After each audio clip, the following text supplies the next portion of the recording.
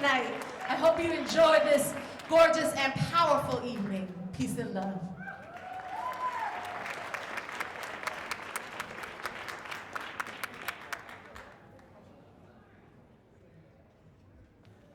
Welcome. Welcome, welcome, welcome. Woo! Woo! This is my community right here. I love it. Welcome to the 9th annual Beyond the Bars Conference. Woo, I love it. What do we want? When do we want it? Now. Sure do. We are welcoming you tonight, and I don't know if this microphone is working, but even before I welcome everybody here, I want to welcome some people who have just come home from prison, who have spent enormous time in prison. 29, 39 years, 21 years. Let's stand up, pumpkin. Stand up, stand up, stand Let's up. stand up. Rod. Let's stand up. Leah. Leah, Denise. On the count of 3, let's say welcome home. 1, 2, 3. Welcome home. Welcome, Jen.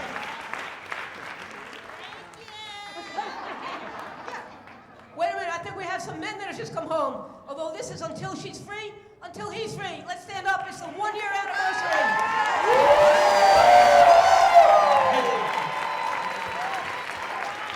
We call him International J. You know why we call him International J? Because it's International Women's Day. That's right. We got women from all around the country, all around the world, you know, rocking together, vibing together, because together we can make change. Because it's International Women's Day, we have women from around the world here today. And we have old friends and new friends, women we've known for a long time, men we've known for a long time, and people we've met again, people we've met today for the first time. So welcome everybody, and welcome to Columbia. Welcome, welcome, welcome. If tonight is anything like last night, I didn't really need to know you for a long time, because I was vibing with people that I didn't even know. Welcome.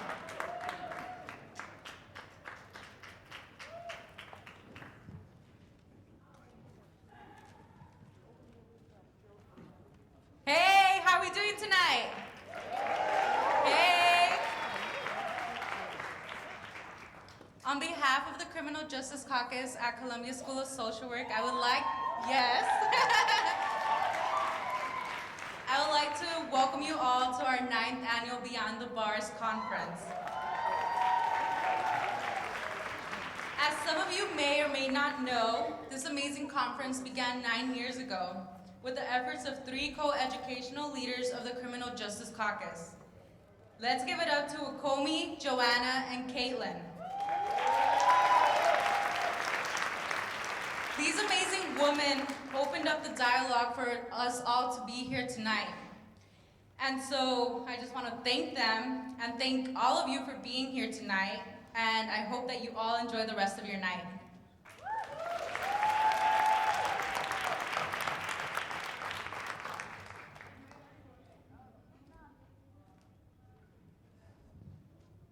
Good night, everyone.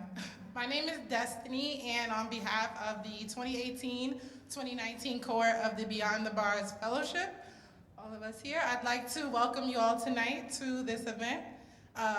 We're very excited, and we welcome you all, and thank you all for coming out.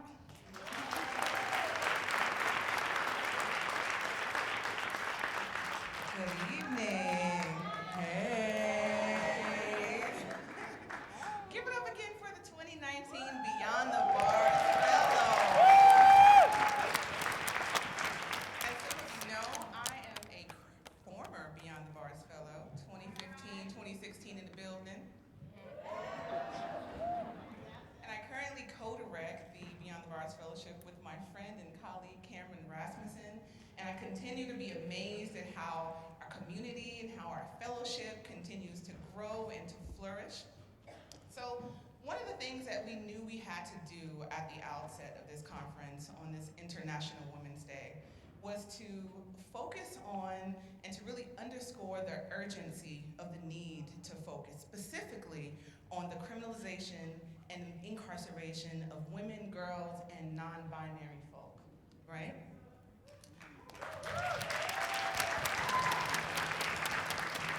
And, you know, in my primary work at the Vera Institute of Justice, I work on an initiative to end the incarceration of women and girls. One of the things that we constantly have to hear is the idea of why girls, right? Why women, why girls? Like, why girls when their populations are so small? Why girls when the need for men and boys is so large, right? And because of recent scholarship like Michelle Alexander's The New Jim Crow, Ava DuVernay's, Ava DuVernay's 13, mainstream audiences now really do understand and have a shared language to articulate the connections between race and mass incarceration and the history and the legacy of slavery in this country. But we continue to struggle to connect the dots around the intersections of race and gender, right? We don't have a shared language yet to talk about the fact that from its inception, both race and gender were embedded in the criminal legal system. We especially don't have any complex understanding of the ways that gender-based violence, structural inequality, those things line the pathways to jail and prison for women and girls and non-binary folk, especially those of us of color. So now, here to make some of those connections and help us deepen our analysis of the issue, we have a special video message from the incomparable Angela Y. Davis. Thank you.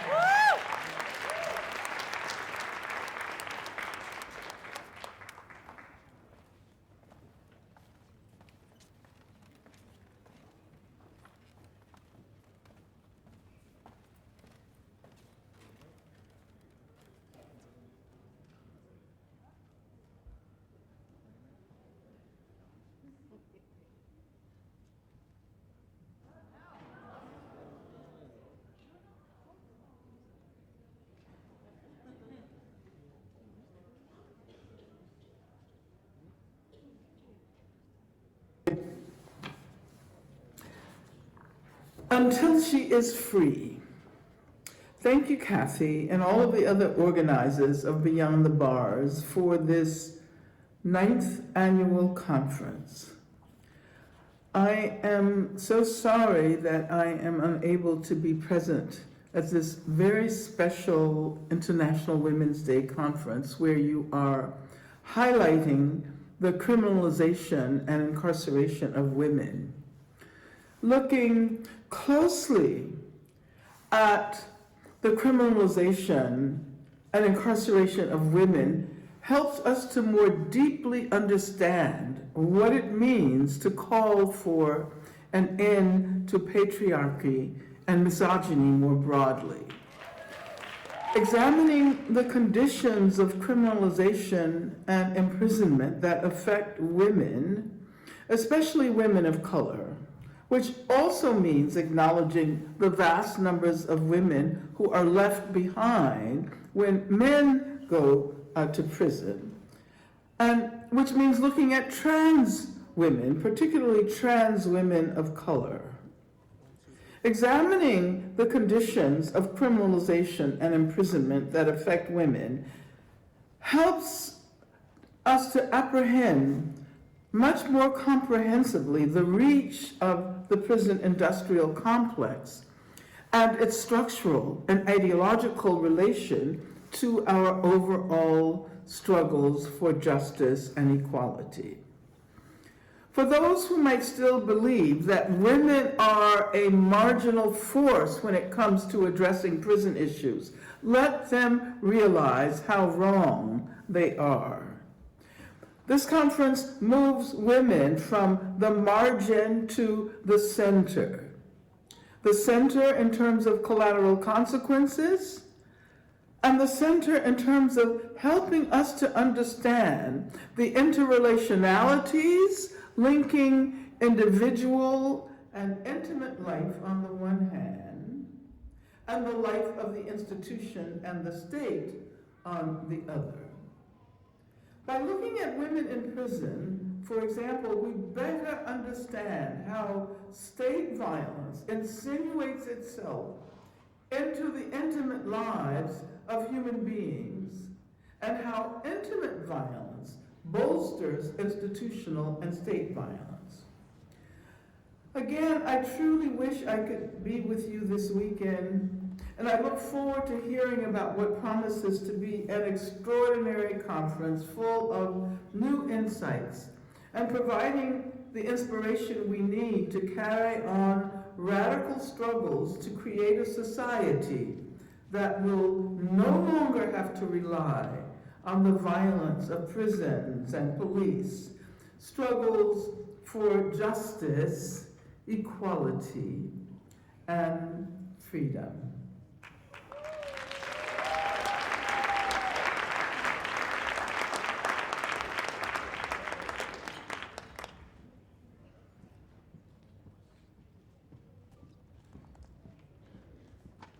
Yeah, y'all thought I wasn't here. How's everybody doing? I got a whole lot to say.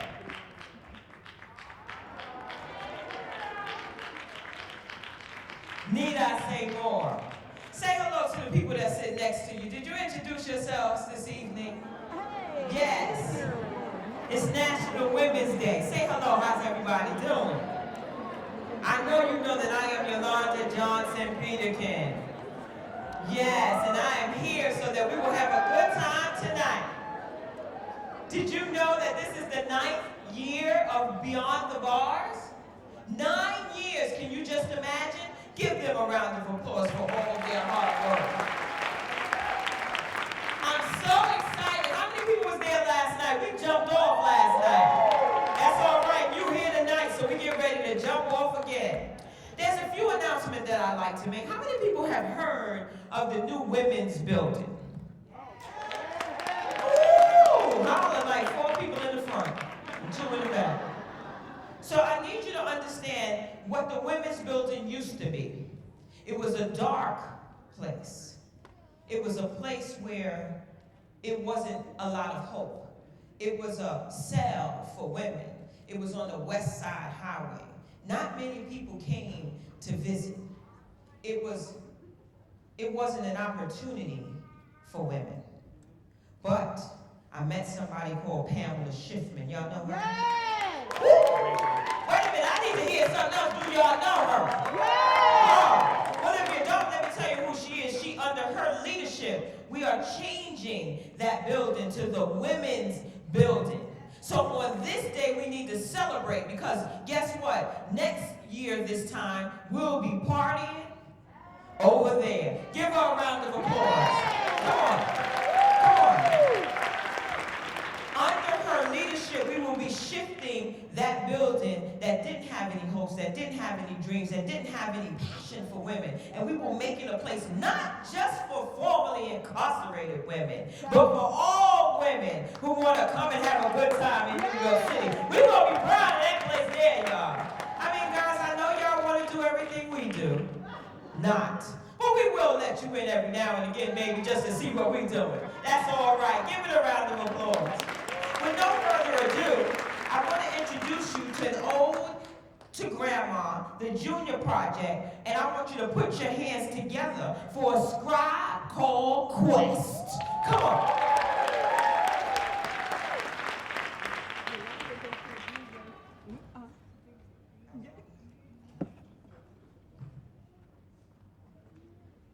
What's going on, family? How we doing this evening? All right now.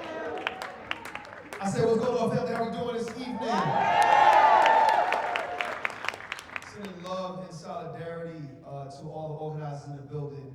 I am a lifelong poet, but I never get more joy than out of sharing my God-given gift with fellow organizers and activists. Speaking of which, I want to give a special shout out to my hometown. You know, I'm born in Brooklyn born all day. I am a New Orleans boy. This is what I've been outside for 25 years. Shouts out to my Louisiana people.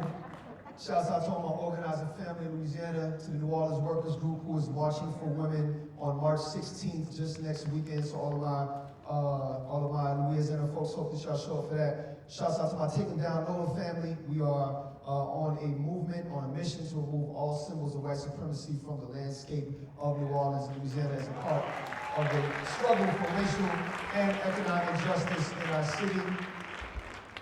Coming up to this conference just last night, already getting rewarded by the energy and the power of my sisters who were in the room. I am the son of a single mother who raised me in a circle of women. It is nothing like being in a circle of powerful women who work for the justice and the uplift of the entire world.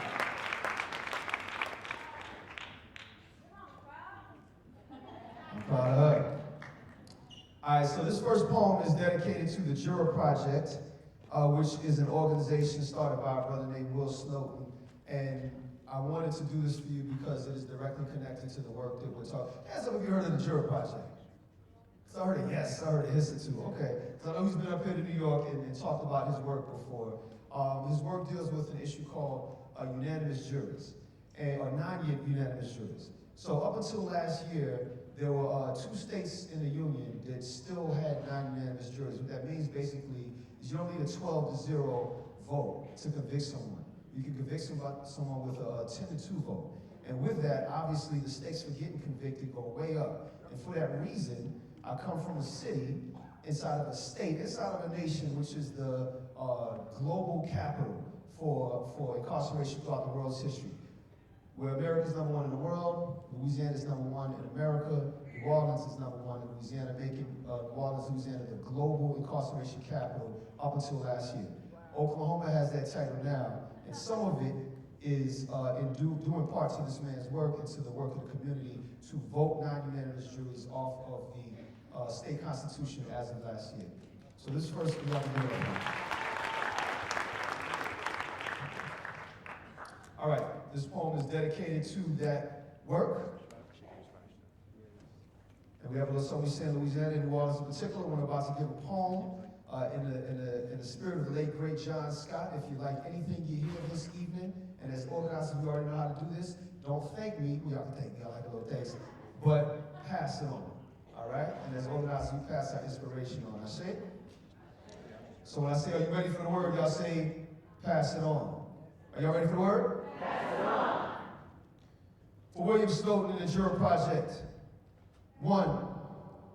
Somewhere in Louisiana, there's a penitentiary with a swollen belly, won't stop swelling, eats black bodies like fast food, pipelines dark meat into his gut till it bloats with the weight of its own greed.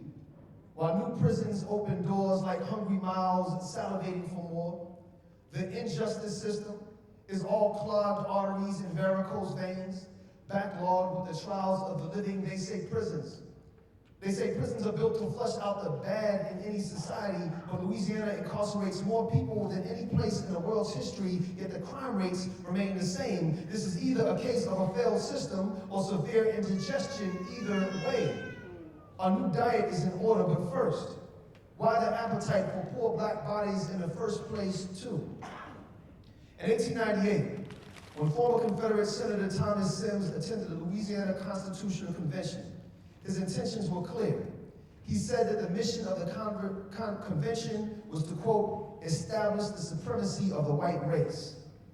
No wonder in a state whose major port city, New Orleans, was majority black, the convention's delegates chose to create non-unanimous juries as opposed to the unanimous juries in every other state in the Union, which is to say, if a black person found themselves on trial for a crime, and a mostly white jury got blocked by 2 black members, those 2 black members cannot prevent a conviction. Easier conviction equals higher incarceration rates equals no wonder Louisiana remains an echo chamber of its antebellum past, where penitentiaries are the new plantations. Angola plantation is the new Angola prison, where descendants of the enslaved, once sold up the river to labor in masters' quarters, are now bust right back up that river at a money-hungry judge's orders. It's like we're caught in a karmic loop shaped like a noose for our slaughter 3.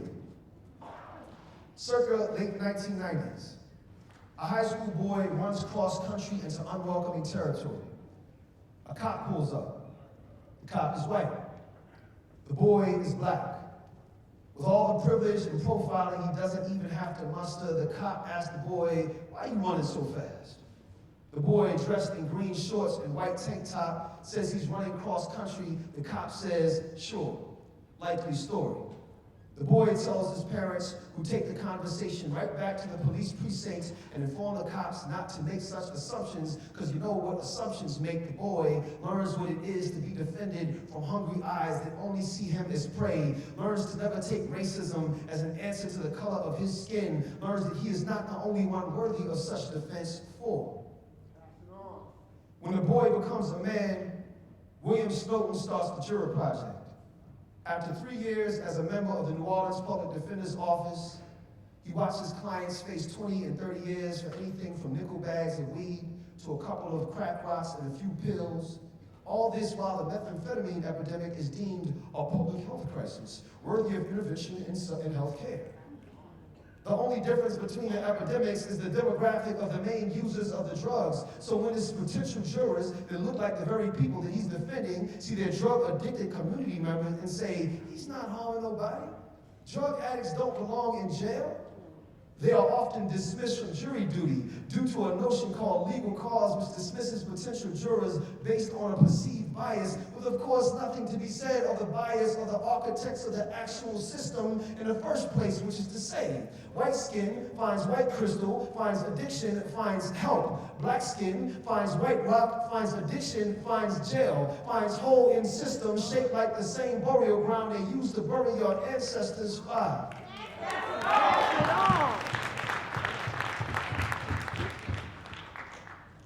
William told me he often feels powerless to help the very people he's empowered to defend. Says that the system is a crucible for the poor that belittles their lives. In New Orleans, 85% of cases go through the public defender's office as opposed to private lawyers. Yet the funds to the office have gone down 30% in the last few years. All this on top of the fact that whoever he and his fellow lawyers do have time to defend have the odds stacked against them by racially and ideologically based biased juries that don't reflect their communities. He started a Juror Project to take the power back and put it in the people's hands through information, with public lectures that started with local high schools and have now reached as far as Berkeley, NYU, and Yale. He's taking our power back, y'all, one presentation at a time. A system shackled in Jim Crow policy, bound to its history and slavery, will only lose its minds when the people learn how to identify the weak links in said system, like voting to politics. Jury duty is the most direct shot we the people have at bringing change to a corrupt legal system, the most direct chance we have to break the chains.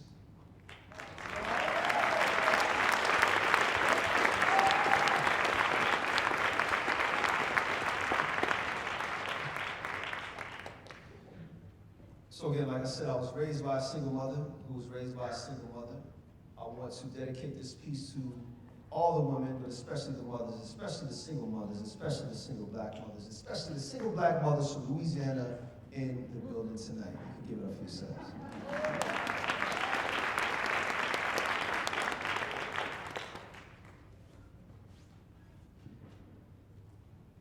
Well, Lord and I have been friends for a mighty long time.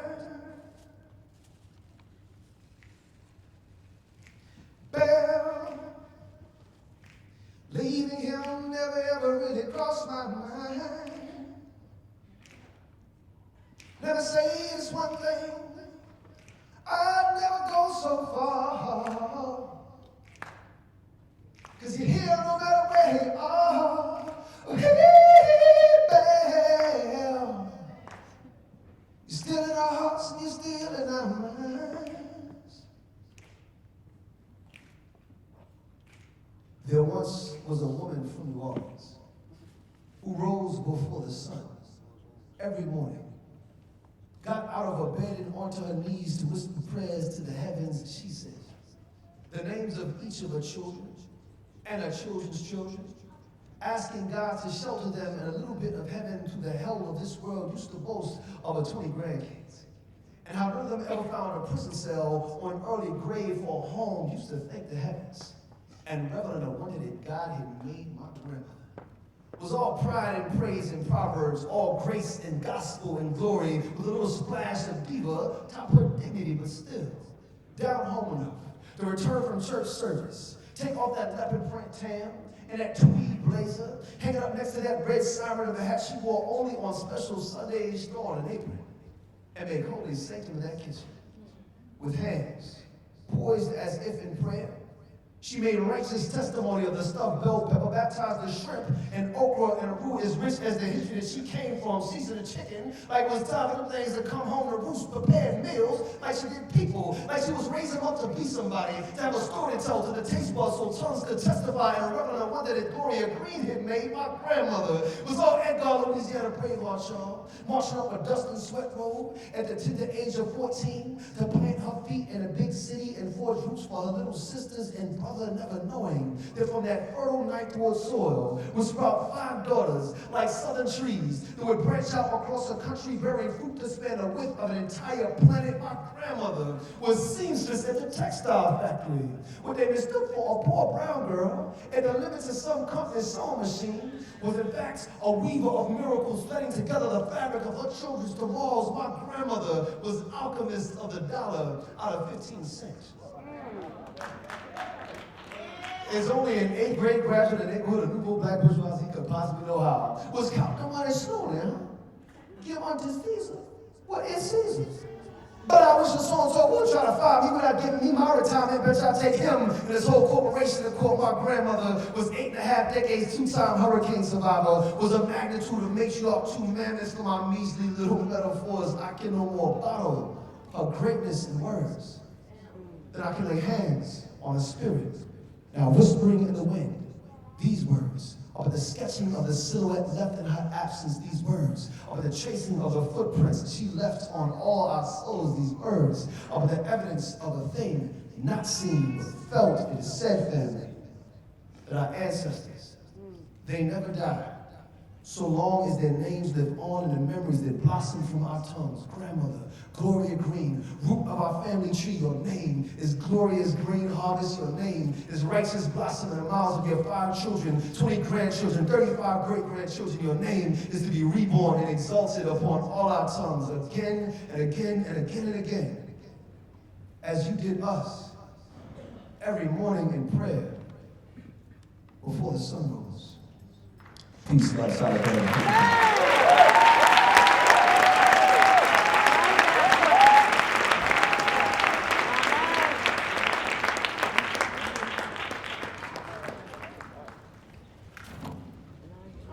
I got bags. As we get ready for our next panel, our first panel, we want to invite, where's Kathy and Cameron and Cheryl? Because I don't really believe that we really understand. Could you come up, Kathy? Come on. Don't take a long time because you mess up my minutes. You know the reason why I'm doing this because I'm always on time. We get in and we get out. Come on, Kathy. Come on. International Women's Day. Celebrating, lifting up, organizing, activism, and the women-led movement. Give yourselves a round of applause. Where is Missy? Cheryl. Come out, Kathy.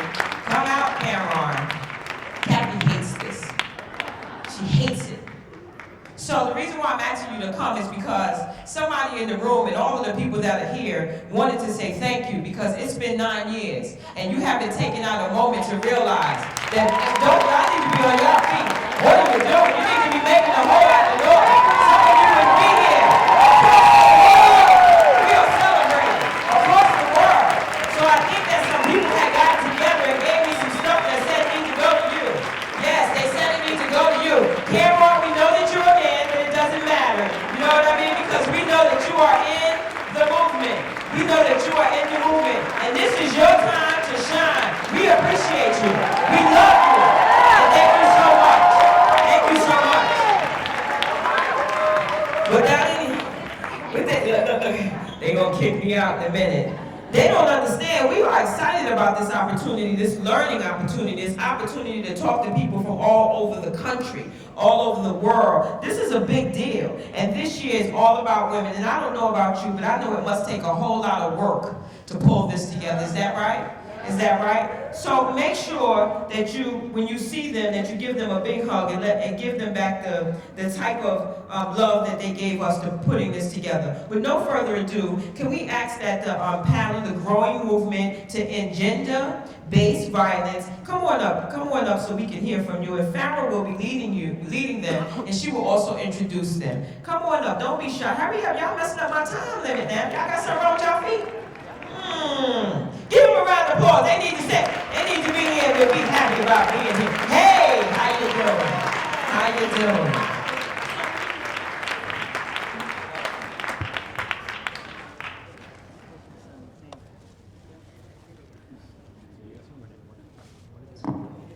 Come on, honey, you can do it with me. Come on. Just walk on over here, yeah.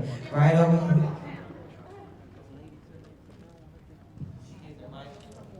Mic check. She getting the mic. She wants us to get y'all water too. Y'all want anything else? Everybody got water? Thank you. You know, I'm gonna let folks introduce themselves because I know we don't have that much time, right? We can take days and days and days to talk. But I wanna say, hello, family, greetings. Greetings, family. Our ancestors are here, our ancestors are watching, and they are happy because we're talking about until she is free. By freeing ourselves, we free our ancestors who did not know how. We free our ancestors who knew how, but they were stopped. They were kept from being free. By setting ourselves free and talking about freedom and stepping into the possibility of freedom and living into freedom, we free our future generations. And so I am proud to be standing here in the midst of all these liberation fighters, right? To talk about until she is free and talk about it within the context of gender violence. And a lot of, it's been a long road for the gender violence and the anti-violence movement. And so we're gonna talk about that today. And I'm gonna take my seat and I'm gonna let each and every single one of the amazing women sitting on the panel talk about themselves a little bit. Y'all have my bio in your book too, so I won't take too much time talking about myself, but I am from Black Women's Blueprint. I'm one of the founders.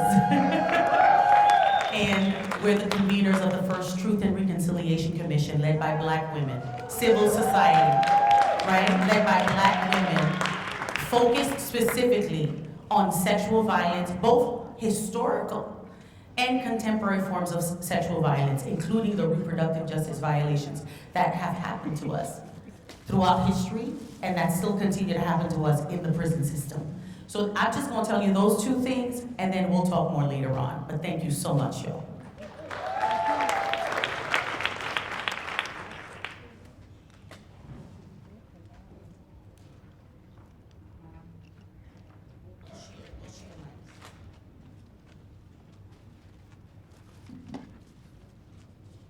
I'm carrying my phone.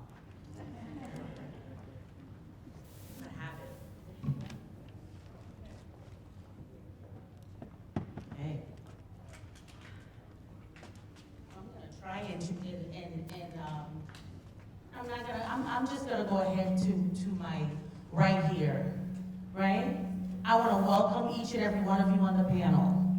And I want to just ask you each to just say a little bit about yourselves and talk about the work that you have done or the work that you want to do or what your dream is when you thought of Until She is Free, when you think of Beyond the Bars, right? Talk about your work and who you were within that context, because I'll tell you, when I first thought of this panel and heard the subject matter, I thought, what does this discussion mean in terms of holding both accountability and radical love, right? I thought about compassion and even, I dare say, forgiveness. I began to ask myself questions like, what would it mean for us to make a way out of no way for communities besieged by intra-community violence, including sexualized violence, as well as police violence? Can we hold ourselves accountable to move boldly with love and ensure each other's dignity as people? To make the vision manifest for communities, for homes, and a world without violence in this and the next generation. And so, I'm gonna pass it on to you and ask you, what was your thought? What did you think about within the context of who you are? And what did you think about within the context of who you are when you were invited here? And tell us a little bit about, who you are and what you do. What I thought about, like who I am, a black girl that's gonna fight for other girls. You can say your name. Oh, I'm And Kiara. then, yes. My name is Kiara. I'm 17. I'm from Miami, Florida. I'm from Miami, Florida. I'm in Soul Sisters collective. And also, I have held 2 restorative justice circles. I've been in a play about girls. I've also did, what have I done? Take your time. I'm doing this, this is my first time. Put this on the resume. I'm so happy to be here, like, I will stay forever. I've also did another panel about school push-outs. That's right. And like how it's affected my community, how it's affected me, my family. I've also talked about my life on camera. Hopefully it gets published soon and you guys can see it. And I'm so happy to be here and I'll pass it to you.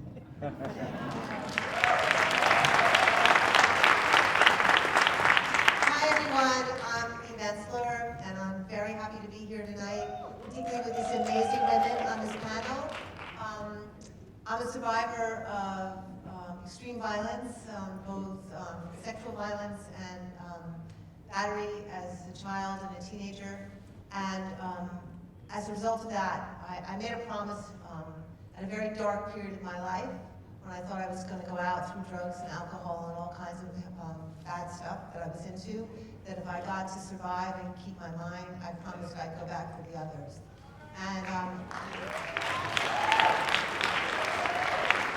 And I think for me, what it means until she's free is that I don't get to breathe right, I don't get to walk right, I don't get to feel right if all my sisters are free. Woo! That's just the way it is.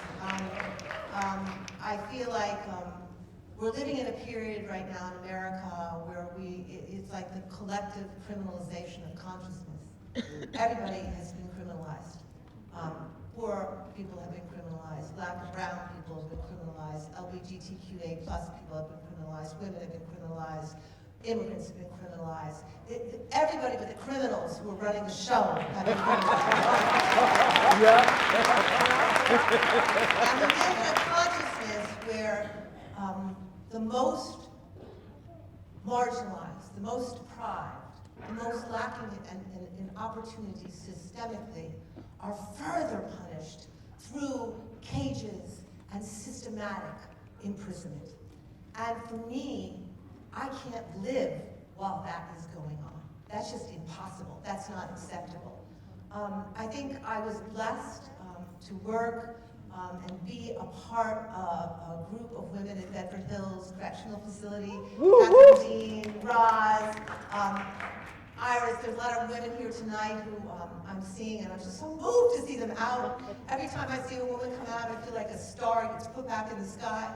I feel like that group was my awakening in many ways. I was allowed into the inner resources and minds and hearts and spirits of women in prison who were struggling to get free in their consciousness as well as to get out of prison. And I was allowed in a room for years, 8 years, where I got to hear them explore what brought them to prison and what they were doing inside themselves in transformation. And what I learned is that the majority, if not all, the people who are in prison, particularly women, have been there after multiple violences have been done upon their bodies and beings. And rather than caring for the people we have systematically wounded in this society, we further damage them by encaging them and oppressing them. And this is not a world of care, it is not a world of comfort, it is not a world of protection, it is a world of constant denigration, because the people who have the money, the people who have the power, it serves them that we all get disappeared. And so I'm here tonight because I feel like women in prison get disappeared in this culture. They get invisibilized. They're not real to people. Their lives aren't real to people. They suddenly become other. They suddenly become criminal. And they are real. They are beautiful. They have hearts and souls. And they are like some of the most amazing women I've ever met. And what happened was they had no choices. They had no options. They were led from one situation to another that they had no control of. And one day they did something that was not either for the law or it was violent. And who wouldn't? And who wouldn't? So I'm blessed to be here, and I'm blessed to be part of this community.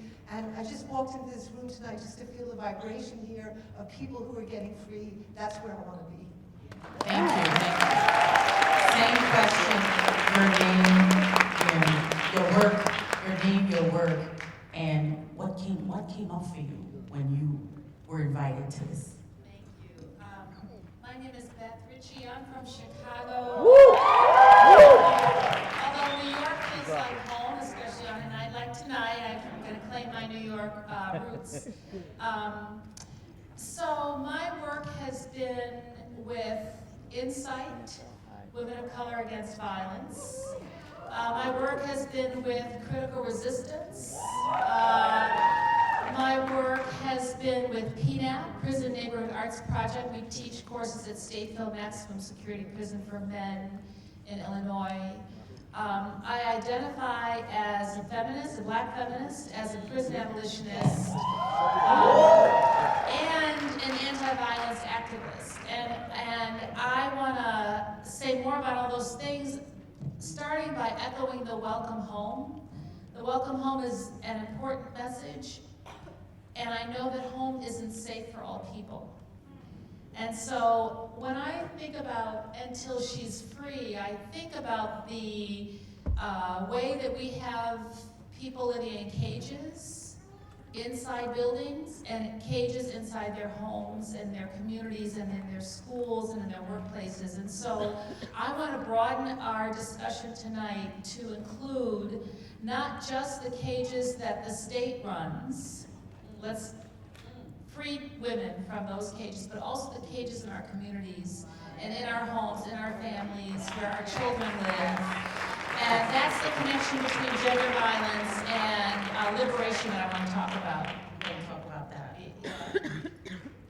Anything, Lala? I'm going to need y'all to give me more energy. I do this everywhere I go. I am Lala Zanel. My pronouns are Queen, Goddess, Sister. And yes, thank you. Go, Lala. And I need you to understand that you have royalty in front of your face on tonight. I am a proud black trans woman of color, and while many of you came on your way here and didn't have to think about nothing, I had to navigate and think about how I was going to get here, make sure I made it here live, and got to do the same thing to go home. So for me, until she is free, my sisters don't have to worry about how they're going to get home. Until she is free, my sisters are not going to fight with my other sisters. Until she is free, women are women. Until she is free,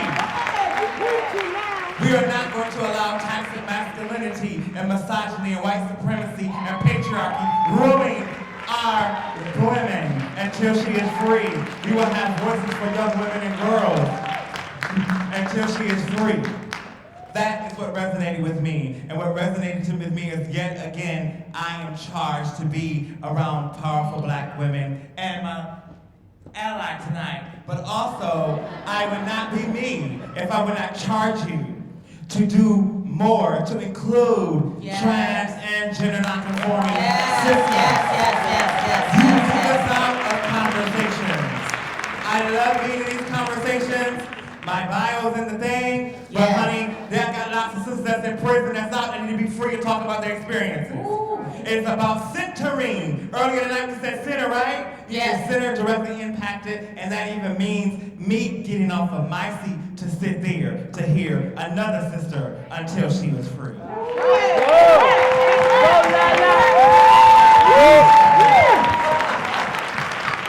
That was fire, that was fire. And so now after what you said, I'm like, oh my God, where do we go from here, right? Where do we go from here? One of the things that we heard Sister Angela Davis said. I don't have my glasses on, but I can see this. One of the things Sister Angela Davis said was that interpersonal violence bolsters institutional violence. I thought that was a very interesting frame. And so I'm gonna go to you, Beth, because I feel like that's something that you've said, and you've talked about it, as a cyclical kind of relationship. And so, as I said before, we organized the Truth and Reconciliation Commission. There's the truth, the mandates of truth, justice, healing, and reconciliation. We're part of that. And part of the work that we did was to ask survivors, what does justice mean to you? What would it look like for you? In your pain, in your healing journey, in your journey to find justice, in thinking about repair and restoration, what does justice look like for you? And so I want to ask you first, what would justice look like for you? And more importantly, could you describe for us what is a Black feminist analysis of social justice? Yeah, thank you. First, thank you for that testimony, those hearings. That, I think, changed how people listened to those most affected and said the stories of liberation are going to come from the people who are most engaged. And I think the first principle I would just lay out is when we think about liberation, we have to listen to the voices of the people who are most oppressed. And we can write a book, we can do a talk, we can go on some famous TV show. We have to listen to people who are most affected. Principle one. We also have to understand that violence happens on our bodies. It's not just, and it's also on our minds and on our spirits and in our communities. And so when we talk about how to respond to the violence of mass imprisonment or mass criminalization, we have to understand that the caging of people, like I said before, happens in institutions, but it also happens in our relationships with each other. And we cannot be abolitionists. We can't be abolitionists systemically if we are allowing people to be encaged, violated, humiliated, degraded, scared, terrified, stalked, assaulted in our own communities. And I think we need to kind of go to school around that a little bit and listen more, that it's not just the cages of the carceral state, of the institution, of the prison, it's the cages of our families and our communities and our homes. Okay, so it's listening to people's stories and guiding our work by that, it's understanding where all those cages lie, and then finally, I think, we have to believe that something different is possible. And to me, that's the part of Black feminism that's abolition. I mean, that poem, right? Who felt that poem? Whose grandmother was on that stage in that poem, right? Making a way out of no way. That's what we have done. And we have to go back to believing we can make a way out of no way. So we have to struggle for reform, we have to decarcerate, we have to pass laws, we have to do clemency, we have to do all of that until she's free. And we also have to imagine that we can have a different kind of relationships as queer people, as families trying to create a different way, as single parents raising our children, all of that. We have to believe that there's a different way. That's what a Black feminist, whether we call ourselves Black feminists formally or whether we just live our Black feminist lives every day because we're just trying to get home safe and get our sisters home safe, that's what we have to do. So, just following up on that question, thank you. Yes, that's right. Following up on that question, when we talk, we've been hearing a lot about carceral feminism. I mean, this is something that's been discussed, right? And there is a history. There is a history, right? I feel like I would love to have the time to get into the history of it, but we know what the end results have been. We know where it has brought us today. So could you describe, for folks who may not know, what is carceral, what is it? Describe what carceral feminism is and how it works against our vision of gender freedom. Yeah, so the way I think about it is like this. We're starting to understand in different parts of the world and society that violence against women is a major problem, right? The rape, battering, stalking, sexual harassment. This room And I say welcome home to those of you who are survivors of violence, that the violence is significant. It ruins lives. It kills us, but it kills our spirits too. So the violence is serious. But we have framed what the violence looks like so narrowly that it doesn't include trans women, it doesn't include people who've broken the law, it doesn't include people who are addicted, it doesn't include people who have had problematic relationships with the criminal legal system. And instead we've said, violence against women is a serious problem, and what do we need to do? Call 911. And well, we don't anymore, but we used to say that, right? Some of them still say that. And the problem is when we rely on the master's tools to dismantle the master's house, what happens? Audre Lorde told us, what happens is then we feed people over to the mean-spirited criminal legal system, and that doesn't save people's lives. That means that we are relying on the mean-spirited state to take care of what's a problem in our community. Carceral feminism is when we say, violence against women requires state intervention, policing, prisons, prosecution to solve the problem of gender-based violence. And what that means is black women, black trans people, black children find ourselves not able to access that system. And so we are in opposition to, I know Eve, a lot of your work has focused on, we are in opposition to what the mainstream white feminist middle class, heterosexual, movement directs us to do. Instead, we need to find ways, our own ways, to build a freedom movement, a liberation movement that will what?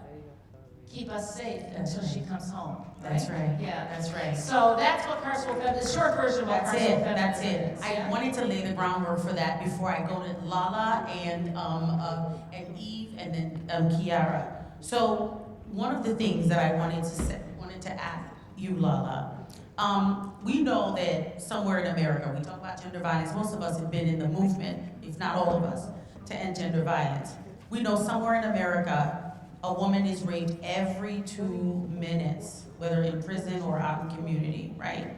Around the world, 1 out of 3 women will be beaten or raped in their lifetime. We've tried safe homes, and they weren't safe enough. We've tried police responses, and they resulted in more physical, sexual, and emotional brutality against survivors and our entire communities. We've tried prisons, and they've taken away humanity. Sexualized violence hasn't stopped. The killing of trans-identified women hasn't stopped. Child sexual abuse hasn't stopped. I had to put that in there. I don't know if y'all have been watching Neverland. Human sex trafficking hasn't stopped. Right? However, we are here, right? We're in this place. So I want to get us on a journey, right? And I want to ask Lala. Today we had a conversation, and Lala and I were talking about Elon Nettles, Miss Elon Nettles, right? Who was a trans-identified sister. A man beat her to death on a street in Harlem just after midnight on August 17, 2013. So Lala, sitting watching a black man go to jail after he was convicted, right? How do you grapple with the need for justice and accountability for our sisters and seeing a black man go to jail? Ooh. No, that was a very deep conversation I had. That's my sister, so we go way back. So, but it was for the first time. I am 40 years old, and the life expectancy of a black trans woman is 35. So I've exceeded that, thank the Lord. And being from Detroit, Michigan, all my life, I've seen so many of my sisters come and go, and there was no outcry, there was no nothing. There was just you move on with life. And so when I moved to New York City, I became an organizer, and this happened to she was young, I would always say her name, Alon, was a young girl who had a job, who was in college to be a fashion designer, who had her own apartment, living what they say, the American dream. And like I said earlier, I was trying to get here today. She was trying to get home. And because of toxic masculinity in this system, this guy thought it was okay for him to take her life because he found a liking to her, and his homeboys heckled at him, and that's why she's not here anymore. So that was very painful for me. She was a young child. And that was the first time I ever got to go to court to see a trial go all the way through and sitting there with the mother and sitting there looking at this young black boy who made a dumb decision, who's gonna get thrown into prison for him to become a product of the system because the system is looking for him to come. Come on over here, baby, because we're gonna get you in here, you're gonna get stuck. And when you go out in the world, we got a trick for you to come on back. That's what the system is set up for black people. On the other hand, I was there with a mother who I love, who's my very best friend to this day, to watch her mourn her child, her baby, with no outcry or support from the black community, let's be clear. But trans women held her down like we always do, like my ancestor Marshawn in the middle of my pen that sentenced me today. So in that moment, yes, in that moment, I had to really just take myself out of the whole equation, take away my pain as a trans woman of color, take away my ideology of right or wrong, and yes, we need accountability for what our brother did. Yes, he must be held accountable. But the difficult part is we have to get to a place where we're able to forgive. We gotta get to a difficult place as women. Because women, we're delicate and vulnerable. Men ain't gonna get it. It is what it is, sorry brothers. But women, we have a vulnerableness in us where we can sit with each other and say, this is a messed up situation, but we gotta hold this person accountable and change the behaviors in the black community that caused this. Because the system put it in our heads, our ancestors here a long time ago, that it was okay for this person to do that. Religion, I'm gonna talk about it all tonight. Religion told parents to throw their children away because they were trans. Religion told your fathers who are transphobic, told you, beat that queer's ass. And if they're trying to holler at you, kill that MF. Let's be clear, we're gonna be honest, because we family in here. Until we dissect that, until we stomach that we allow a lot of the things to happen, and when it happens, we throw away our people. And when they come home, we still judge them from that when, yes, they done wrong, but if we don't love them, if we don't change the behavior, if we don't change how we love each other and raise them in our community, we will continue to throw people into that system. So we have to hold ourselves accountable to the part we play, to the part we play in the lives of young girls, in the lives of trans women, in the lives of everything, we play a part. And until we understand, no matter how painful it is, that we play a part and what we're going to do to fix it. Because he's in jail right now. But know what we can do today? Somebody can take it upon themselves to write him a letter and tell him some encouragement and tell him to fix his ways. Some of y'all can go home and have that conversation today. And make sure you ain't raising no transphobes up in your own house. Make sure your neighborhood ain't transphobic. Make sure your school ain't transphobic. Make sure you ain't going to a preacher who is preaching hate. That is how you combat all of those things. As hard as it is, even me as a black trans woman who I know a black brother will still take my life out, I still have to do the work to love him and hold him accountable in love. So accountability, is it out of love or because you want revenge? Think about that.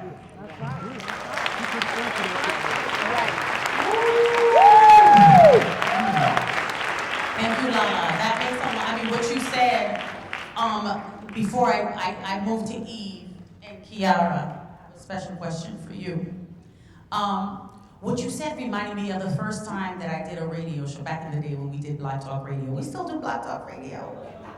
I don't know. But back in the day when we did Black Talk Radio, and we were calling in our young brothers, and I got on the radio and I was like, somebody call, tell me, what would it take to end rape and all the violence and the intra-community violence? What would it take for our brothers to consider us as much their sisters as we consider them our brothers, and embrace and protect and protest and march and stand up for us as much as we do for them?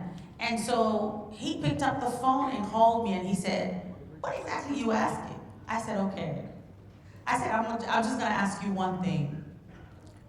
What would it take to end rape? What would it take for our brothers to stop raping us?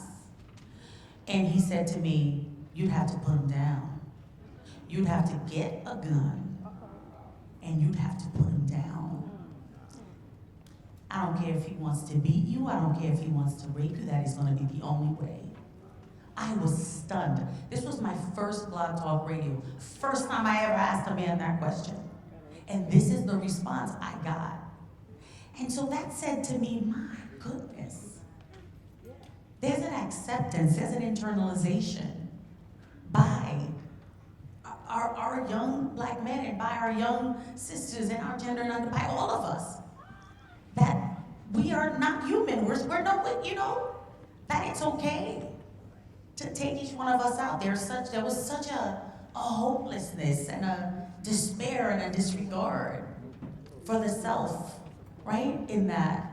And so that was so just, it was crushing to hear it. And so I engaged him in conversation. And then after that conversation, there were several conversations with women who talked about the things the unspeakable things that have been done and wanting to repeat the unspeakable things that have been done to our black brothers and our black communities, like castration.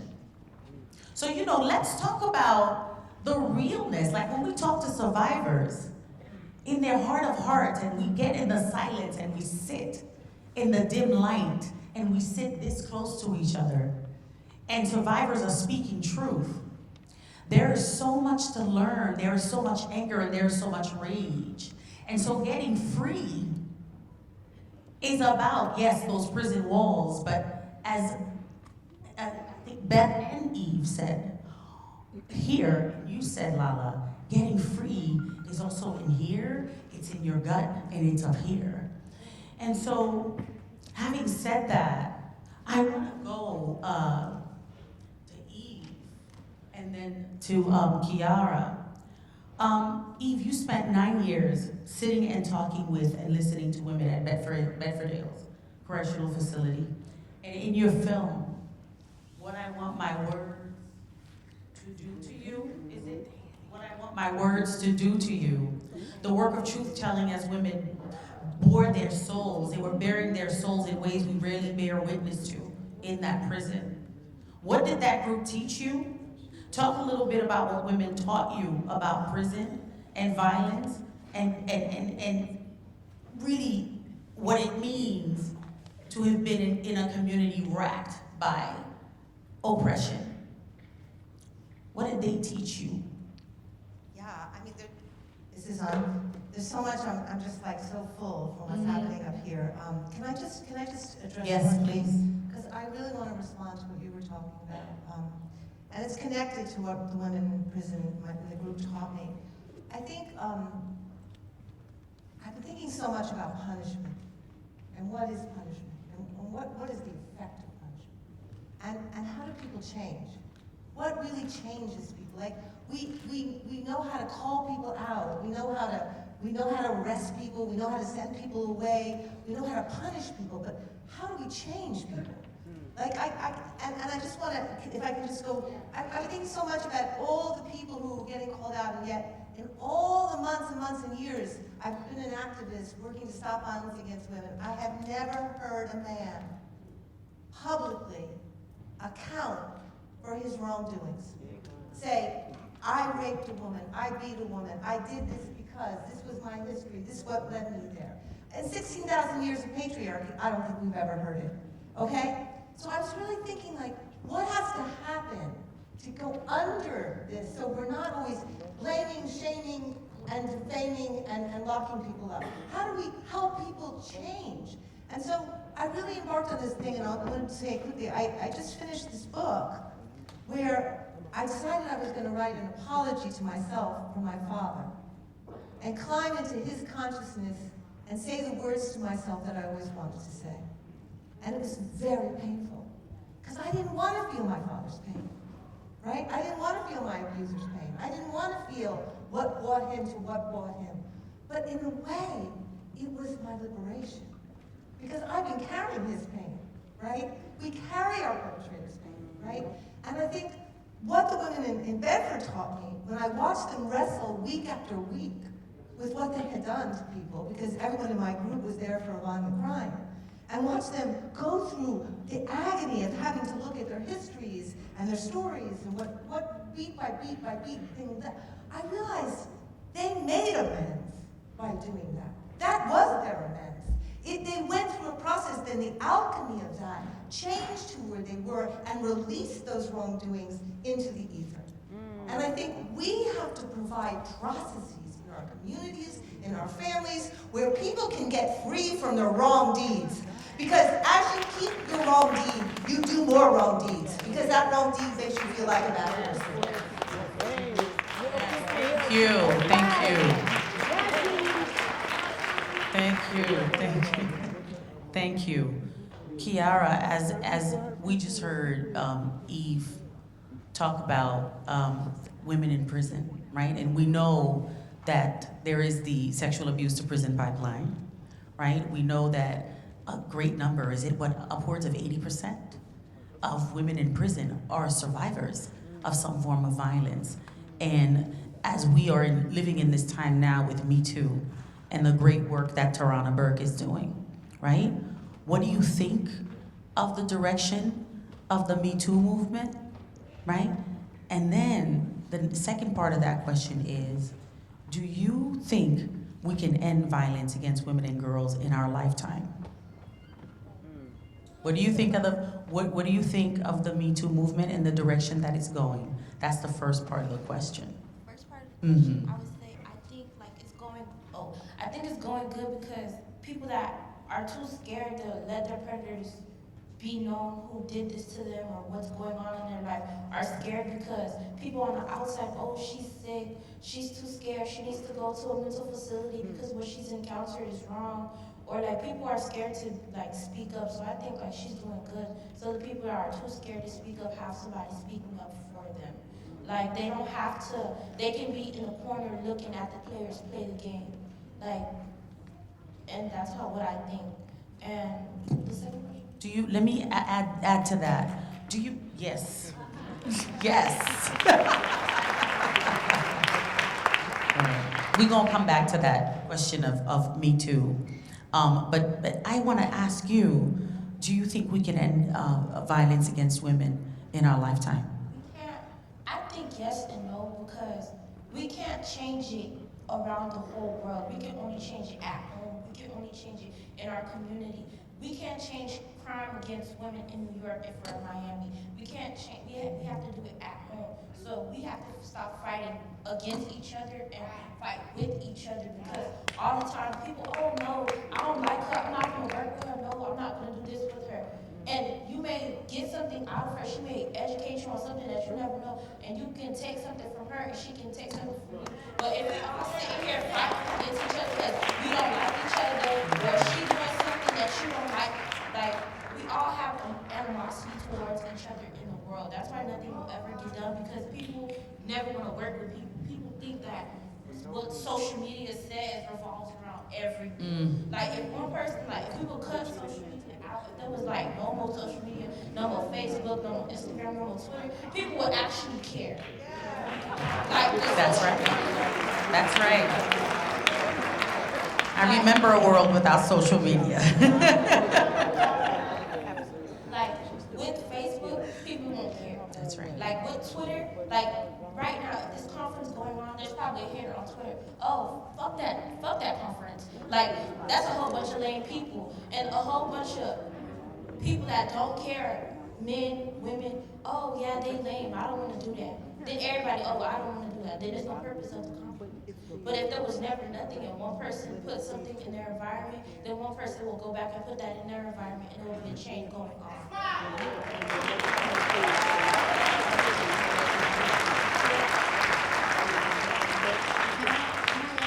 Please, anyone. That's very powerful. I appreciate that. I'm also liking the we love. Yeah, I don't know if y'all are seeing the wearing what you believe. This is why I think abolition and ending gender-based violence are important to have in the same discussion.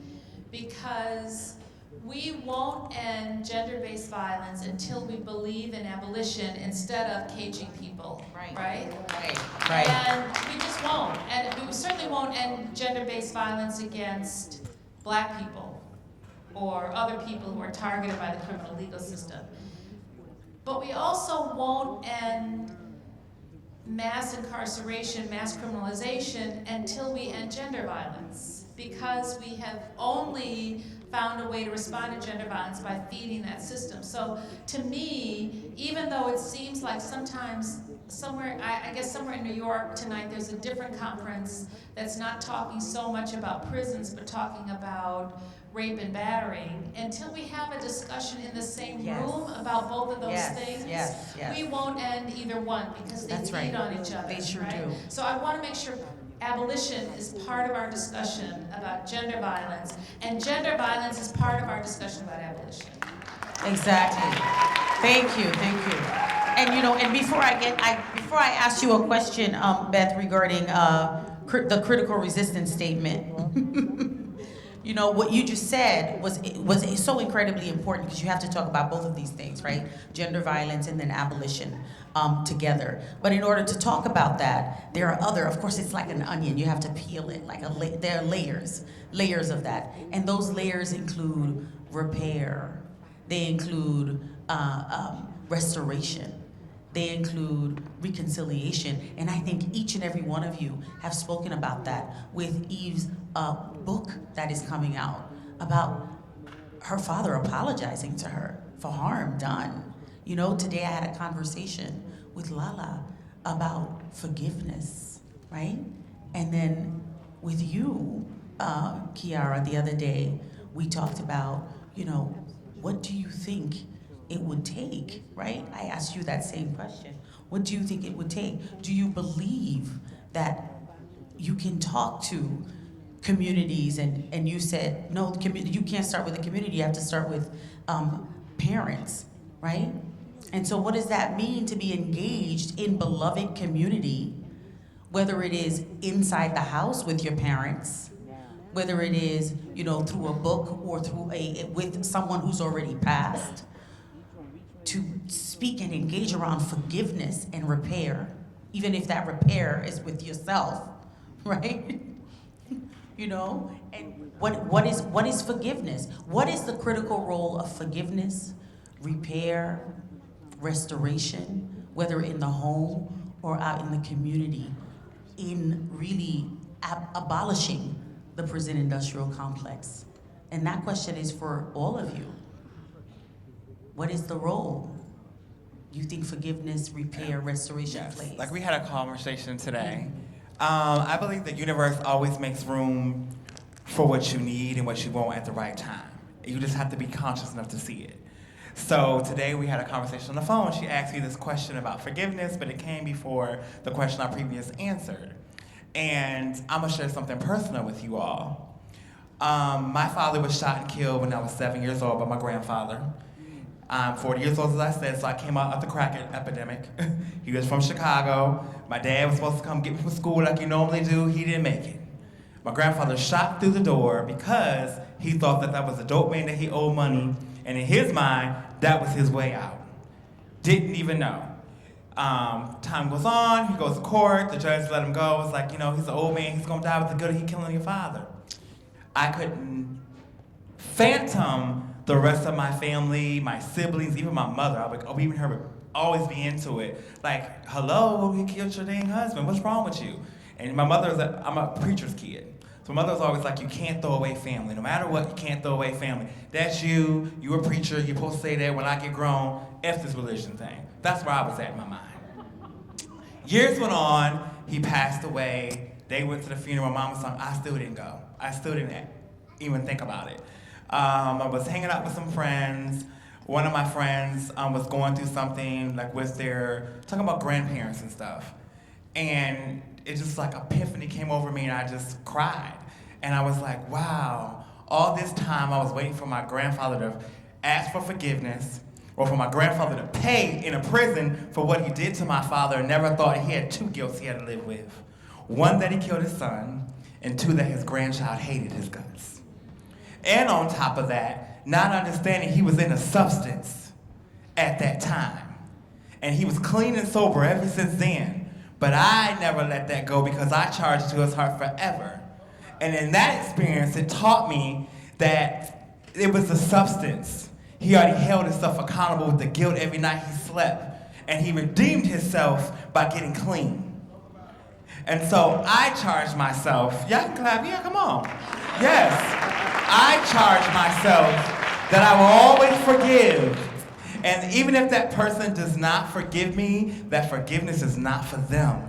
Forgiveness is for me. Because as you said, you hold on to it. It shows up in your body in little ways and you don't even acknowledge it. And so I went home to my grandmother's funeral a couple years ago and I ran into somebody that we had got into like a high school fight. It was like our family versus your family. It was like a Detroit thing. We never could be in the same space for nothing. And this person, we was in the space at the club and they just had that same energy. At this time, I have not been home in like 25 years. And I went to them and I said, baby, if you still hold on to that, let it go. I forgive you. I hope you forgive me. If you feel like you won, whatever you need for you to move on with your life, because I done moved to New York and I'm good. But I can see that it's holding on to your life that you can't even function in life. That you're still holding on to that anger of us fighting when we was kids, doing dumb shit. Because we was kids with nothing to do because the community we in, it was no Boys and Girls Club. It was, we fought and it was what it was. And now to this day, we are Facebook friends. We're in a space where we can talk, hi, what you doing, Merry Christmas, Happy Birthday, and those kind of things. So until we actually forgive and also be the first to do it and also do it, not just get it to hear it back. Sometimes it ain't gotta be that, just I forgive you. I let it go. I'ma let it go. I charge you and give you the authority to let it go. Thank you, Lava. No, yes. Beth, I'm gonna let you go last because I want you to have the last word because I want you to add on, integrate that response with the insight. Yeah. So I'm gonna ask you, Eve. Is it possible to start a process of restorative justice? When you think about forgiveness, right? Can you, because they're looking at me over there. So I'm trying to, and can you answer both? Do you think it's possible to ask a process? The only choice to we begin a have is process? restorative justice. I think it's the only direction we can possibly move in. And what I would say is, you know, what is that line about anger? It's a drink you mix for a friend, but you serve yourself. I think it's the same about holding grudges and holding rage. You know, it's you who you destroy with that stuff. But I also think it's really important when we're talking about accountability. What's real accountability? You see, when people say people do time, I'm not sure that's real accountability. Real accountability is soul searching. Real accountability is going inside and asking yourself, if my father had sat down and faced me and said, all the things I wrote in my book, right? I raped you because, I did this because, I did this because, I would have been done. And I don't even know if I would call it forgiveness. I would call it release. The alchemy of that apology, when you look into someone and you apologize, there's an alchemy that occurs. There's a spiritual that happens where energy that is negative gets released. And it doesn't mean what my father did to me is ever going to be right. But I'm not going to walk around as his victim anymore. Because here's the deal. As long as I am my perpetrator's victim, he is controlling my life. Yes. No matter what. Yes. Kiara, where do you stand on that? The issue of forgiveness. I don't know how to forgive people. If I said like, oh, it was easy for me to forgive somebody, that would make me a liar. And I don't want to be a liar. Like my heart is at a place where, yes, I can sit here and I can be with you, but I don't know how to let the pain go. I've never sat where somebody that hurt me, where it was like, oh, I forgive you. I let the pain go, but I never forgot what you did to me. Like my heart still was upset. Like, what can I do? I want to get back at you. You hurt me, let me hurt you back. And like that just brought more hurt. So 2 + 2 wasn't 4 anymore. Like so it became 8 and 9 and 10. Like so every time I see somebody, I want to hurt them so bad, but it's like I can't because it's just gonna bring more frustration. Yes. But like I don't forgive you, even though we can sit in the same circle. I just don't acknowledge you. Like, you're not there anymore. But I want to be in a place where I can forgive somebody, where I can be cold. And so if somebody said, oh, I want to forgive like you. I don't know how to.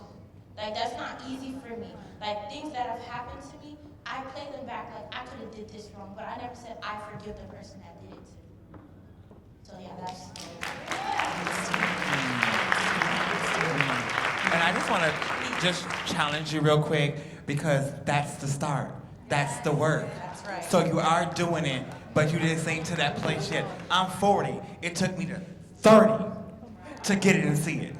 And so as long as you're charging yourself to do the work, but you're the youth. So that's the job of teachers and of systems and the parents and all that, to give you the tools to get you to a place for you to feel comfortable and be able to do it.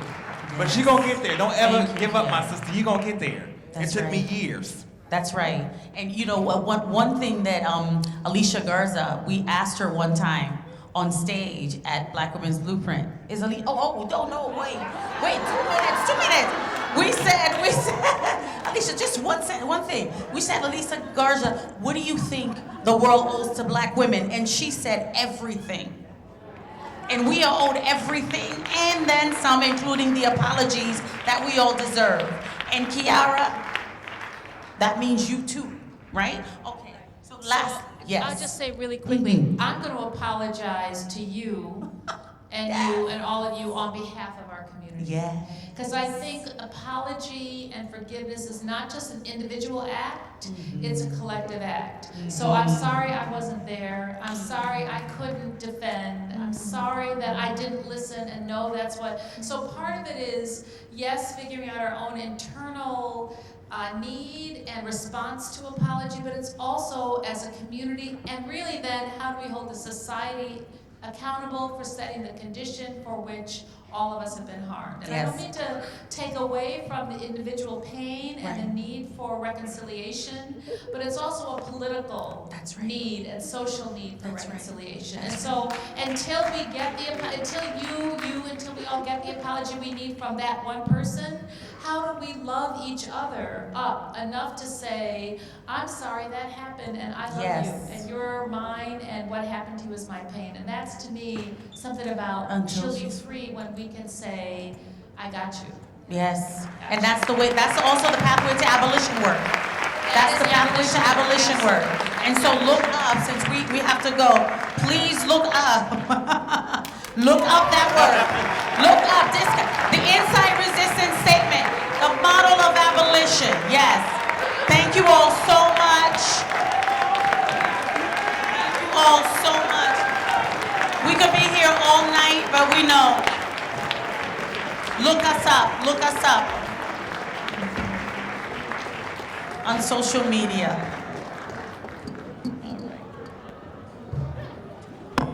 Wasn't that beautiful?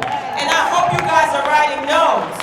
With no further ado, because you know I don't want you to miss any of the action. Nothing will not go on this evening. I will introduce you to Samora, who is coming to bring us something very, very special. Give her a round of applause as she comes. Come on now. Feeling? Beyond the Bars 2019, how we feeling? How we feeling?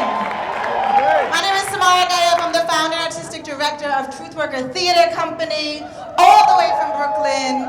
That's all we get? Okay. We're super excited to be here for a second year in a row. Honored to be opening this conference. It's so meaningful to be in a room for 3 days with a majority of directly impacted people. We travel around the country doing this work. We're a social justice hip-hop theater company. All of our work is based on mass incarceration in the prison industrial complex. Everyone in the company is directly impacted by mass incarceration or state violence, with a loved one currently or formerly incarcerated. And so often we're in rooms full of people who are theorizing these things. So rarely we have the blessing to be in spaces with people who have lived these stories, and it's a real honor. So we bow to everyone in here who has the wisdom that we call on, and we really are excited to be able to be here this year, in particular because our work is so aligned with this conversation. We have a 5-year history. We've been around 5 years now. And we have a trilogy looking at School to Prison Pipeline is our first show. Second show is looking at Life Inside, directly telling the story of Jarvis J. Masters, our dear friend, who's in San Quentin prison, innocent man on death row as long as I've been alive. And he co-directed his own life story, so lifting up Jarvis J. Masters, who's currently in solitary right now. And yes, and then our third piece is Revision, A State of Emergence, which is looking at re-entry, where we pulled in family members in order to work together to tell the stories of coming home and reintegration, which can be excruciatingly painful and beautiful.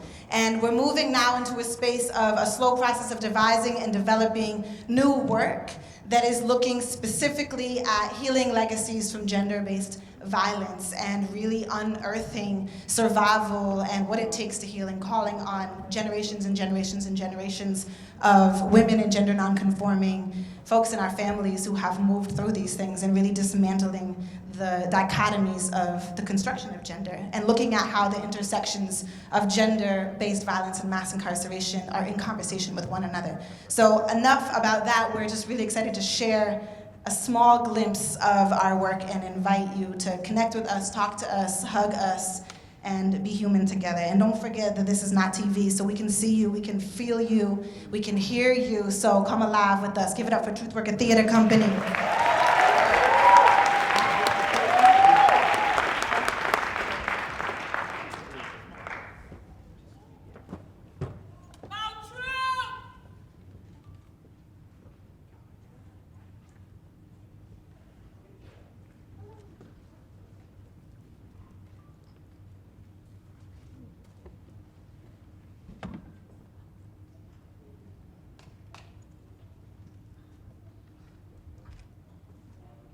Thank you for using security.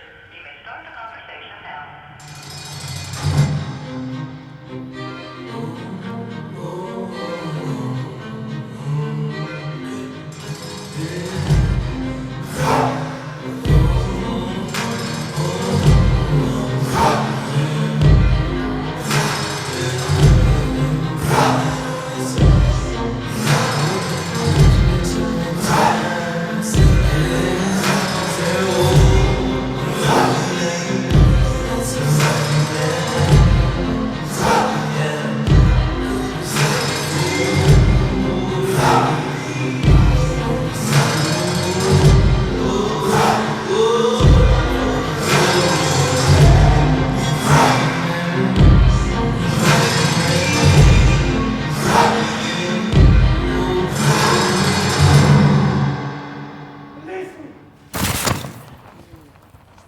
Good morning, world. How do you do? Been waiting all night long to get to know you. Sleep with one eye open so I don't miss a beat. Yes, my heart is broken, but my spirit is free. Walk with me, oh won't you, in the morning. Walk with me at night, I'll fight for you. Walk with me, oh won't you, in the morning. Walk with me at night, I'll fight for you. In the morning, when I rise, in the morning, when I rise, in the morning, when I rise, I wanna rise up holy, I wanna rise up sanctified, I wanna rise up healing when I rise.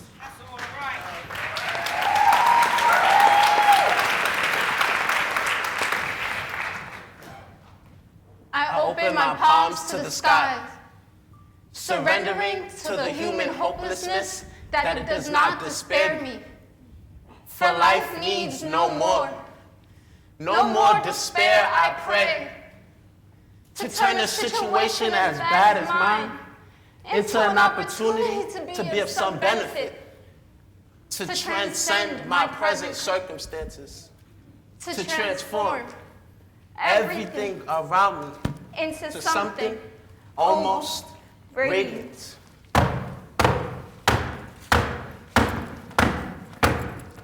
Boom, boom, boom, boom, banging, constant, garbage, consistent, bang, bang, my mind, I lose it, broken pieces, shit, I'm bleeding, silence kills me, noises scare me, darkness blacks me, I don't know me, can you help me, hold me, heal me, save me, love me, please don't leave me, something's fucked inside my mind and everything just dies, something's fucked inside my mind and everything just dies.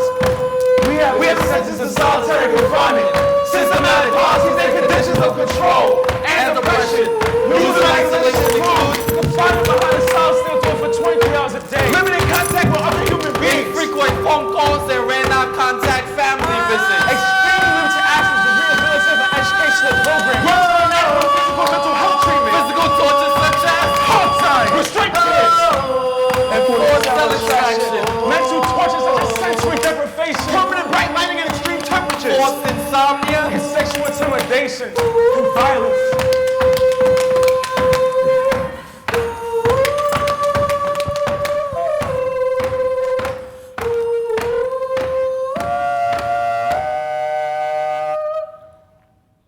Nights bright dreams, celebrating life as peace sits still. Between textbook and central booking, there is a pipeline. The food, the flavor of cardboard, and history, the texture of Columbus. It is served to children, preparing students for jumpsuits the color of flames. You do understand being born black, we're already judged in white America. Bad enough statistics of us Negroes in prison is supernumerical. I myself live in a world where blacks only know how to roll a spliff, bang their hood, and ride or die. But the sad part is they know how to do all of that before they learn how to tie. You see, growing up in Farragut Projects, that's what you saw. The Crips, the Bloods, the gang bangers and thugs and hate and fake love. Being black, you grew up to say strapped up, back up, team no lacking, better rack up, sell drugs and get stacked up, skip school and smoke weed and act up. Couldn't find the right words to use. So I use nigga as a backup. And this is how whites depict us? Gather us to put in jails, knowing we can't afford bail. And the system makes a profit seeing black brothers fail. But failure is not an option. I'm on the come up till the sun up. You can't stop our shine or flow. We're mixed with greatness. The rain doesn't care if it's Bel Air or Brownsville. all people need some form of oxygen. Can we rediscover our common threads? Healing the tears in this collective quilt. Our hands join past borders. Our voices rising beyond the clinging of steel bars. We can grow through these boxes and cages. Reclaim our humanity. Rewrite history's pages and transform what enrages. Our innermost children. We're each one in a million, not a box to be filled in. Reclaim our humanity. Rewrite history's pages. Reclaim our humanity and transform what enrages. Knees down, hair tied, brass knuckles on 'cause it's about to be a fight. Don't be surprised, 'cause the tables have turned and I hope you realize I'm not tempted by the offer to surrender. Are you done yet? The answer is never. Know how to float so I'll never go under. Just might sting you, so run for cover. Mama sure ain't raised no quitter. So with all that pain I felt, I was down but I got back up. And now I'm taking home the belt, 'cause if I stay down, yeah, then I'm giving them what they want. If we stay down, then we're giving them what they want. Can't be giving them what they want. Can't be giving them what they want.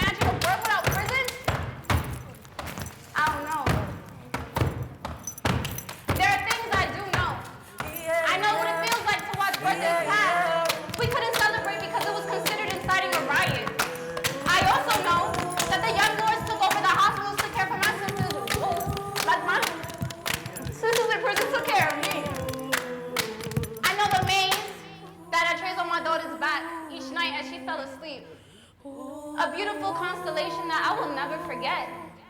I know the smell to my mother's garden, purple daffodils. Don't call me inmate. Don't call me convict. Don't call me felon. Don't call me offender.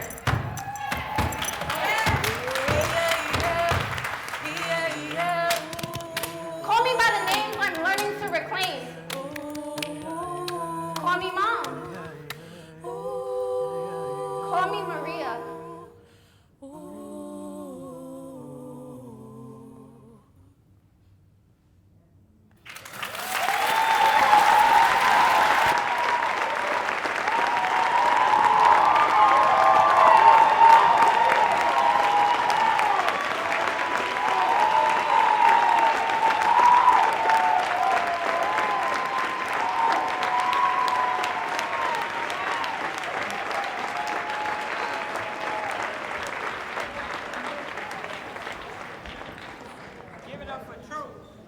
Give it up for Truth. Yeah! So they have all of their shirts and t-shirts and books and everything in the back, so I know they won't have anything when it is time for us to leave. Give it up for them again. Samora, come here, Samora. Samora. Every year I've been here with her, and she sits in the back like a proud mother. Let's give her a round of applause. That work that she's done. We love you. Can't get her attention at all. She like this. So now we will have, this is very exciting. Now we're gonna have individuals who have come from all over the world come and share with you why they are here and how and where they're from. This is exciting because it's all women coming from all over the world. Come on, come on. Come on, y'all ready? Yes, don't be afraid, come on.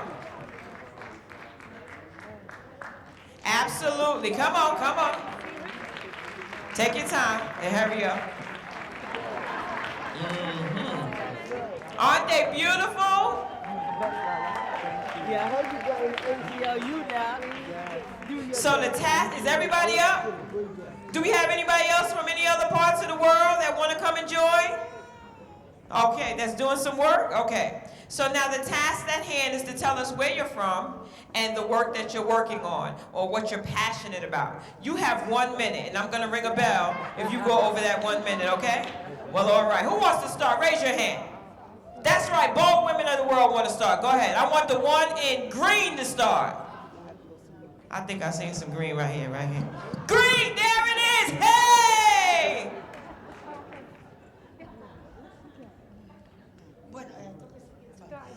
My name is Andrea Casamento, soy de Argentina. Y represento a la Asociación de Familiares de Detenidos, ASIFADE. Y estoy acá hasta que ellas sean libres.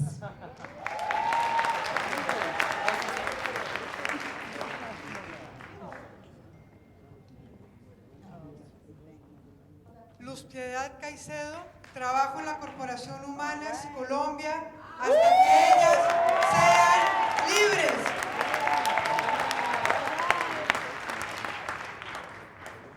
Hi, I'm Debbie Kilroy. I'm from Australia. All right. I reside on unceded First Nations land. Our country was colonised and invaded and wiped out the First Nations people of our country. I'd also like to acknowledge those people and acknowledge the invaders of this country, of the First Nations people that was wiped out. I'm from Sisters Inside. I'm a woman that's been in prison. We started our organisation from in prison. And just picking up from the theme before about forgiveness, my friend was murdered sitting beside me in prison. And until we are all free, until she's free, because that's what I fought for, the woman who murdered my friend to be free, I knew until she was free, I would never be free, we would never be free.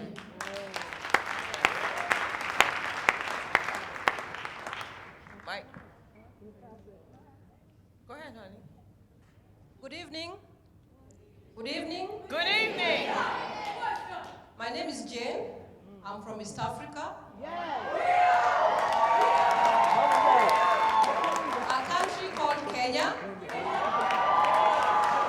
Thank you. I work for a charity called Faraja. Faraja is right here. That in Kiswahili means consolation, encouragement, empowerment. I work with people in the prisons and out of prisons, give them a second chance, and we believe that people in prison are people too. Thank you very much. Good evening, New York. Greetings from Nairobi. I'm from Nairobi, Kenya. And I'm so excited to be here. My name is Teresa Njoroge, formerly incarcerated at the largest correctional facility for women in Nairobi, where I served my sentence with my daughter. Story for another day. I founded an organization called Clean Start.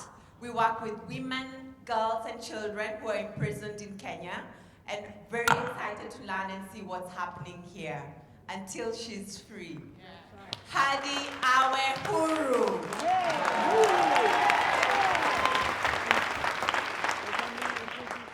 Hello, everyone. My name is Wala. I'm from Palestine.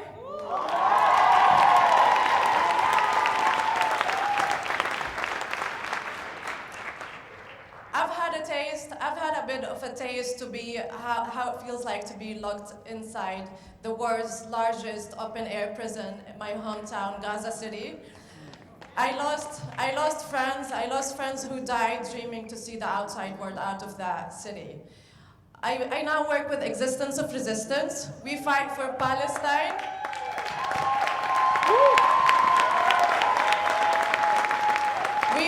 We fight for Palestine not only to free ourselves from the shackles of Israeli oppression, but to inspire all of those people out there, who are longing for freedom and liberty in jail cells that is built by racism, capitalism, patriarchy, and colonialism.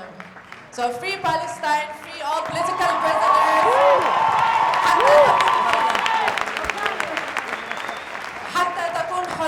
Thank you. Good evening. My name is Nedari Mabo.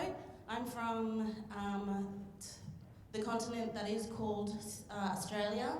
I am Mambra. I am Piedrom. I am First Nations of the continent that I live. I am a youth programs manager at Sisters Inside, and I walk alongside girls that are criminalized and in prison, in youth prisons, and I will continue to do that until she is free. All right!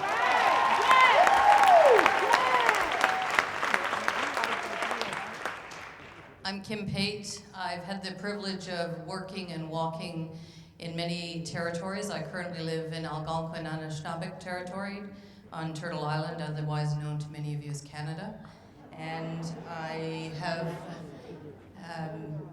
every day of the past 40 years that I've had the privilege and responsibility of walking out, but most importantly being able to walk out of prisons with and beside, behind, pulling up men, women, and young people in our country is painfully obvious the impact of colonization, and as it is around the world. So, tant qu'elle ne sera pas libre, Apichki maki tan nido uzi, until all are free.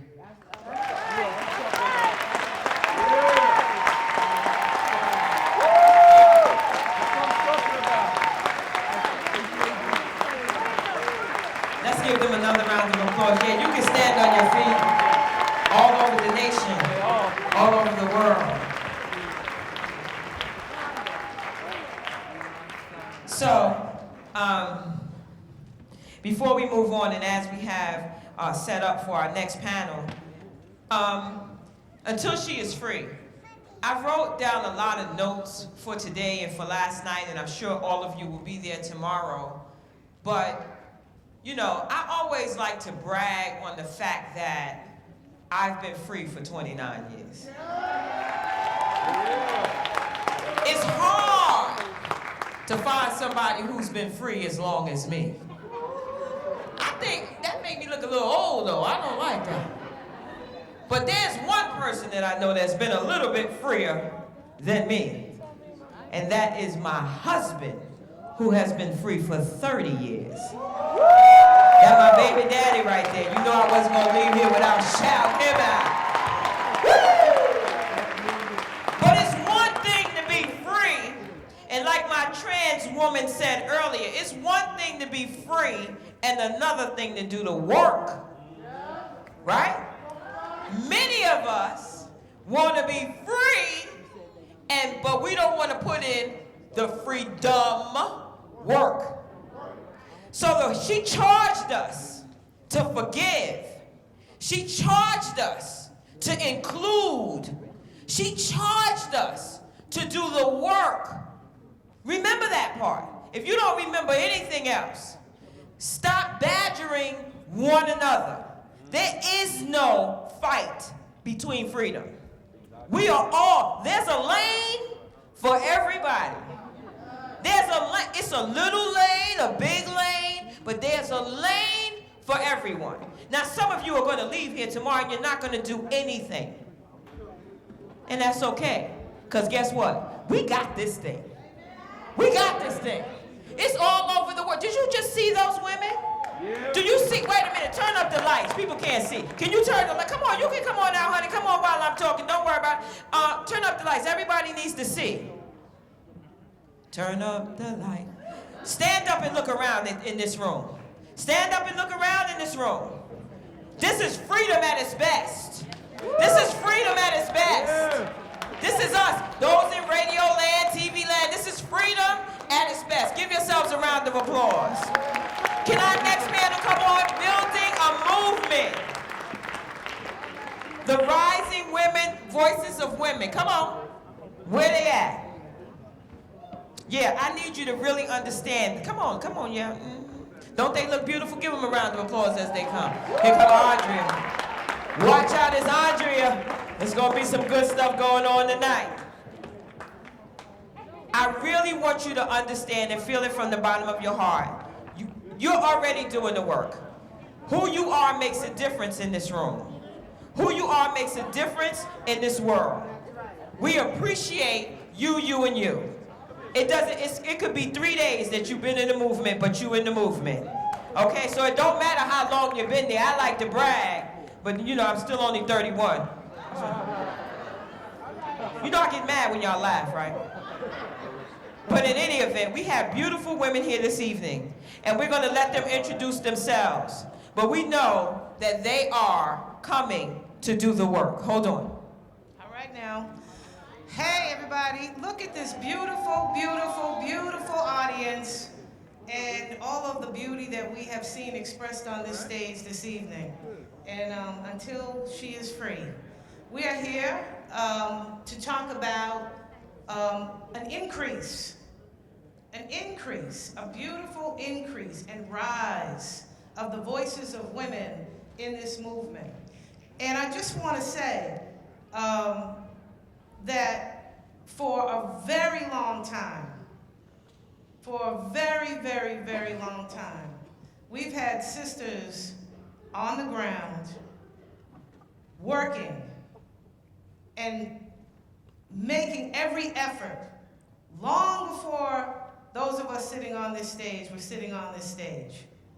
Women like who we just heard from, who's been so beautifully carrying this evening. Yolanda, where are you?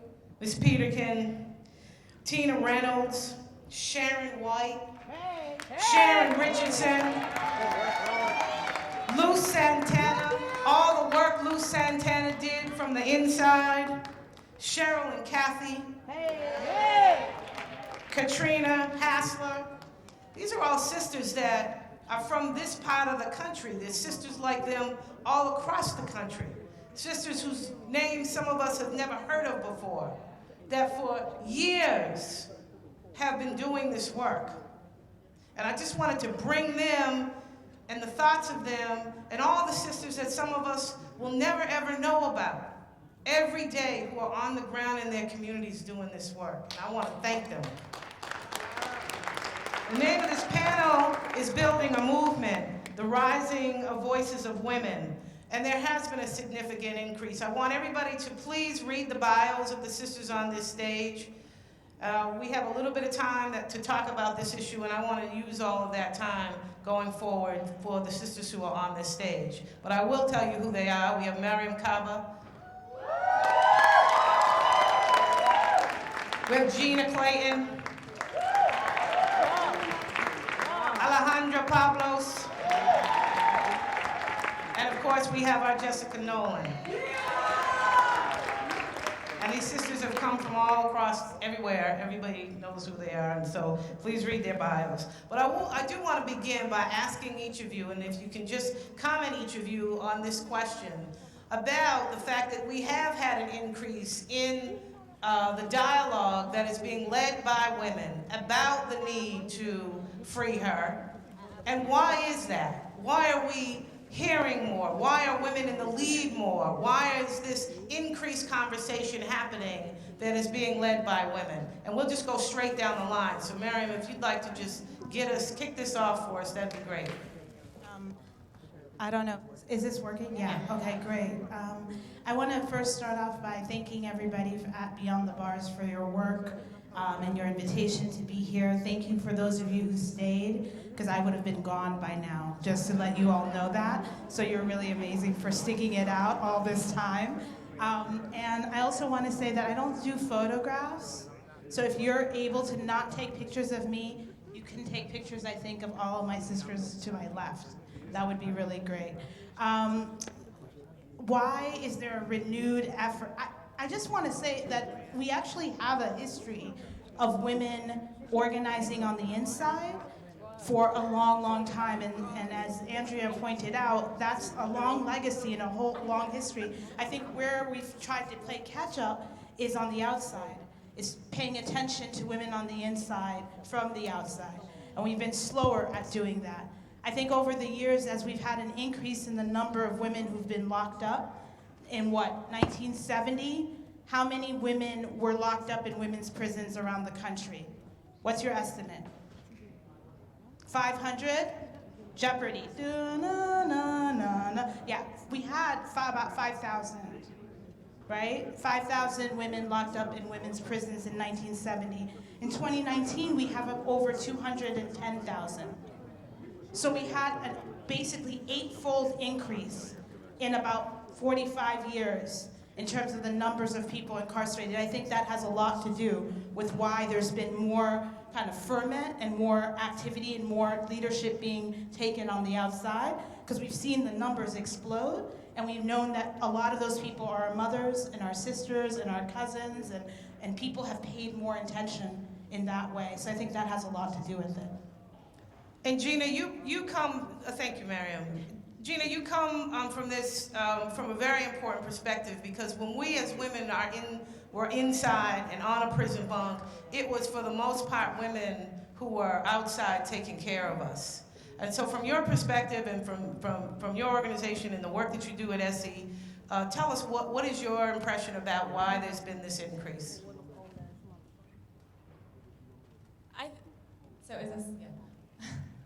I agree with what Mariam said. I think that the work and the tide that we are seeing, that we are benefiting from, is because of women inside. It's because of the leadership and the drumbeat that has been going on and on for 20, 30 years. I mean, this has been a long history, right? And we can go further back to women who have been working to stop sexual violence in our communities, to call out patriarchy in our race justice movements. There has been a long tradition of women coming together to say that patriarchy is something that we need to be addressing, and that women's harm is something that belongs in this collective liberation fight.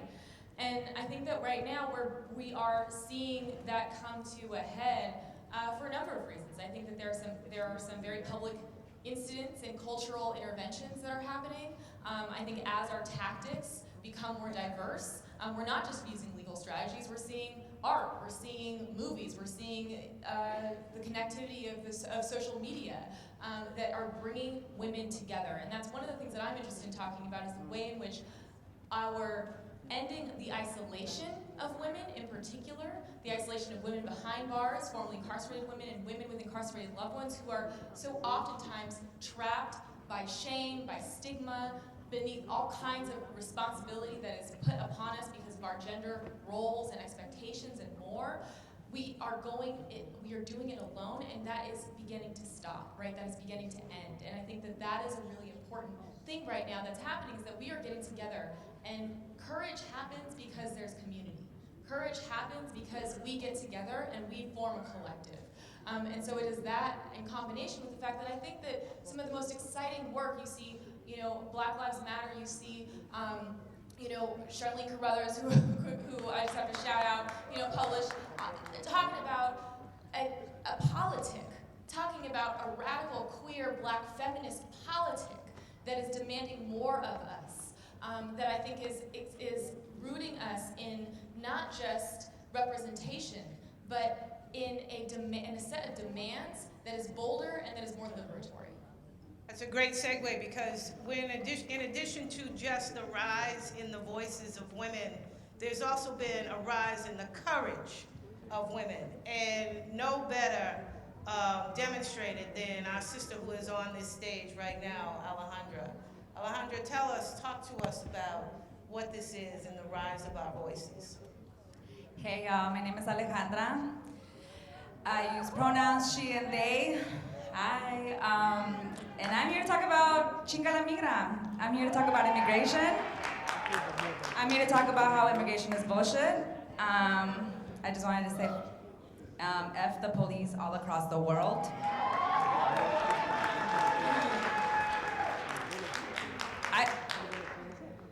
I would say that at the cause of a rise in women, trans women, and Black, brown, indigenous women and girls is because we're centering the most impacted. I am that bitch. I am with no citizenship status, queer as fuck, don't want to have babies. I keep on resisting. I keep talking shit about the police. I keep talking shit about the system that separated me and my family. I keep talking about why y'all calling me an immigrant in my own land. I'm Mexican. I live here. Yes, out to the west, when they thought it was manifest destiny and shit, no, that was Mexico, that was us. I've been here, and they're trying to tell me I have to leave, and I've been fighting a deportation case for almost 8 years now. And inside a cage is where I learned that I had a voice, and I had to resist. I am still today surviving state violence. I just got ordered deported by an immigration judge and told that my transformation and my rehabilitation, it's never gonna be enough for none of us, y'all. And I got that order of deportation, and I think the reason why I'm still out here fighting and I am not in this trauma vortex because it gets really strong. I wanna shout out my sister friend who always comes with me, Stephanie, to all my events here in New York, because I'm from Arizona. And as I was listening to these stories, the music, the theater, sometimes I do really get to self-regulate my nervous system when I'm sharing my story, but when I'm hearing other people's stories and when I read these books and when I listen to all this, I need a lot of soothing, and my sister friend just was soothing my legs and my back, and it felt really, really good because we're we're reliving this trauma every time we share these stories, right? So I want to shout out all the people that are developing the leadership of storytellers like myself, but also to understand that there is support that you guys can also do as people who ask us to share our stories and to come on stage. So thank you to the folks that invited me here. I actually got here because of an ally who hit up the conference. It was like, she needs to be speaking at your conference. Folks didn't really know about my story, so I'm super thankful. All the work that y'all do, that freedom work we talked about, all those allies, all of those relationships, they matter. They really matter, and I'm just thankful because I'm here, because folks like y'all have opened the doors up for me to come in and speak about immigration when I know that Black women, my liberation is tied to Black women and girls.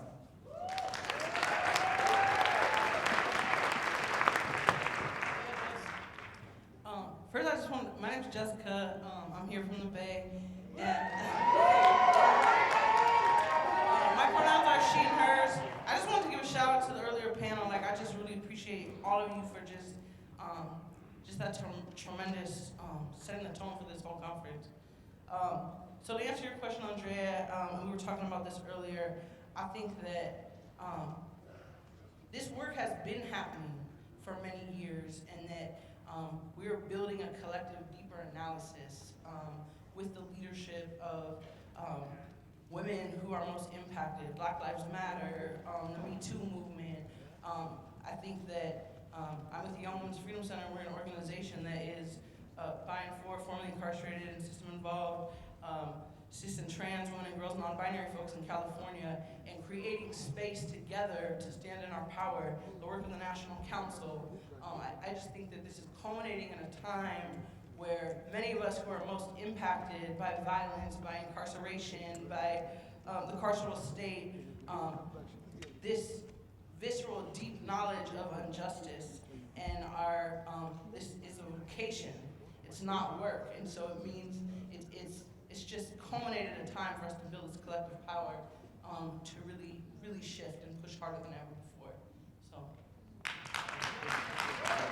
And it is building. The collective power is coming together. And Mariam, could you just talk to us a little bit about, as we build together and as the voices are rising, what is happening? Talk to us a little bit about the work that's happening at Survived and Punished, and why it's important that this is coming together, the voices are coming together, the work is coming together from the perspective of Survived and Punished. Sure, absolutely. So Survived and Punished is a formation that I co-founded along with other comrades from around the country. We started in 2015. Our focus has been to try to free criminalized survivors of violence. So mostly people who are survivors of domestic and sexual violence, who have tried to fight for their survival, either through self-defense, through any number of other ways where they've tried to survive. They've been accused of conspiracy charges because they've done something because their abuser coerced them into doing it. So we are trying to basically free those particular survivors. So women, girls, gender nonconforming people in particular has been the focus of our work. We stand on the shoulders, though, of a legacy of basically radical feminists, particularly radical Black feminists, who have been fighting that fight for a very long time. And so if you all have ever heard of Joanne Little and Joanne Little's case in the 1970s, or maybe you've heard of Inez Garcia, or maybe you've heard of Cassandra Peyton, or maybe you've heard of all those women in the 1970s who were fighting for a right to defend their lives. One of the things I always want to point out to people is that particularly if you're a Black woman in this country, but it is also true for other women of color, that you're often seen as somebody who has no self-worth defending. And so because you have no self-worth defending, when you do defend yourself, the system comes down on you more harshly than other people who try to defend their lives, particularly cis white men who have the right to defend themselves. So stand your ground laws, those are done for them. The Castle Doctrine, it only applies to them. When we fight for our lives, we end up behind bars or dead. So these are the things that are real. And so we're trying to really lift that up. Again, standing on the shoulders of all the people who've come before, who've made that fight. I want to say one other thing, which is that currently right now, there's a woman in New York, in Poughkeepsie, named Nikki Armando, who's about to go on trial this upcoming week. They will start jury selection on her case. She suffered from domestic violence for over 10 years. She tried to defend herself against her abuser. She ended up killing her abuser. She has 2 small children, 3 years old and 5 years old. She's currently out on $600,000 bond. $600,000, which was only raised through community action and community support. She would not have been able to be out to defend, to make sure that she could fight her case otherwise. So Nikki's story is just one person's story currently in our moment, but there are thousands of Nikkis currently locked up in prisons all around the country, in jails all around the country. It's important for their stories to be uplifted. in a moment where we're talking about Me Too, we have to talk about Me Too beyond bars, behind bars, across bars as well. Because criminalization is a form of sexual violence. Criminalization in and of itself is a form of sexual violence. When we sentence people to jails and prisons, we're essentially sentencing them to judicial rape. Because we know what happens when people are locked up, when people are enclosed. We also know what happens to those people who are going to visit our people. Right? So a lot of times the people who are holding down visits are also women and girls. When we go into the jails and the prisons, we are strip searched, we are sexually harassed, we are harmed in many different kinds of ways, which makes you not want to go and visit your people on the inside. Because what prisons do is try to break relationships. That is the job of prison, is to isolate us from each other. And one of the ways they does that is by criminalizing people and also by making sexual violence endemic to that whole entire system. So I just want to say that we really have to be mindful of these connections, and the only way we really can do that is if we center women and girls and gender nonconforming people, because we don't see people in their fullness without centering people who are most harmed. When you center people who are most harmed, then you see a whole big picture that you miss if those people are not at the center. So I just want to put that up there and elevate that for all of us tonight. Yeah, that's excellent. One of the things that helps us to see that whole big picture, Miriam, is the work that you're doing, Gina, and raising that issue of isolation. And Essie just published a report, Gina, from your organization, and has been a growing base of women with incarcerated loved ones and formerly incarcerated women. Can you talk a little, help us to expand upon that concept of isolation that Miriam is talking about? Sure, and I really want to talk about this. I really want to talk about isolation, and I'll tell you why. So I founded an organization called Essie Justice Group a little under 5 years ago. We are a loving and powerful community of women with incarcerated loved ones. We run healing to advocacy cohorts. We just ran our 17th cohort last year. We do campaigns. We work on bail, a whole bunch of other things. But what I want to talk about is isolation, because when I started Essie Justice Group, right before I started, I was down in Louisiana with a group of women who all had loved ones behind bars. And this was at this time just an idea.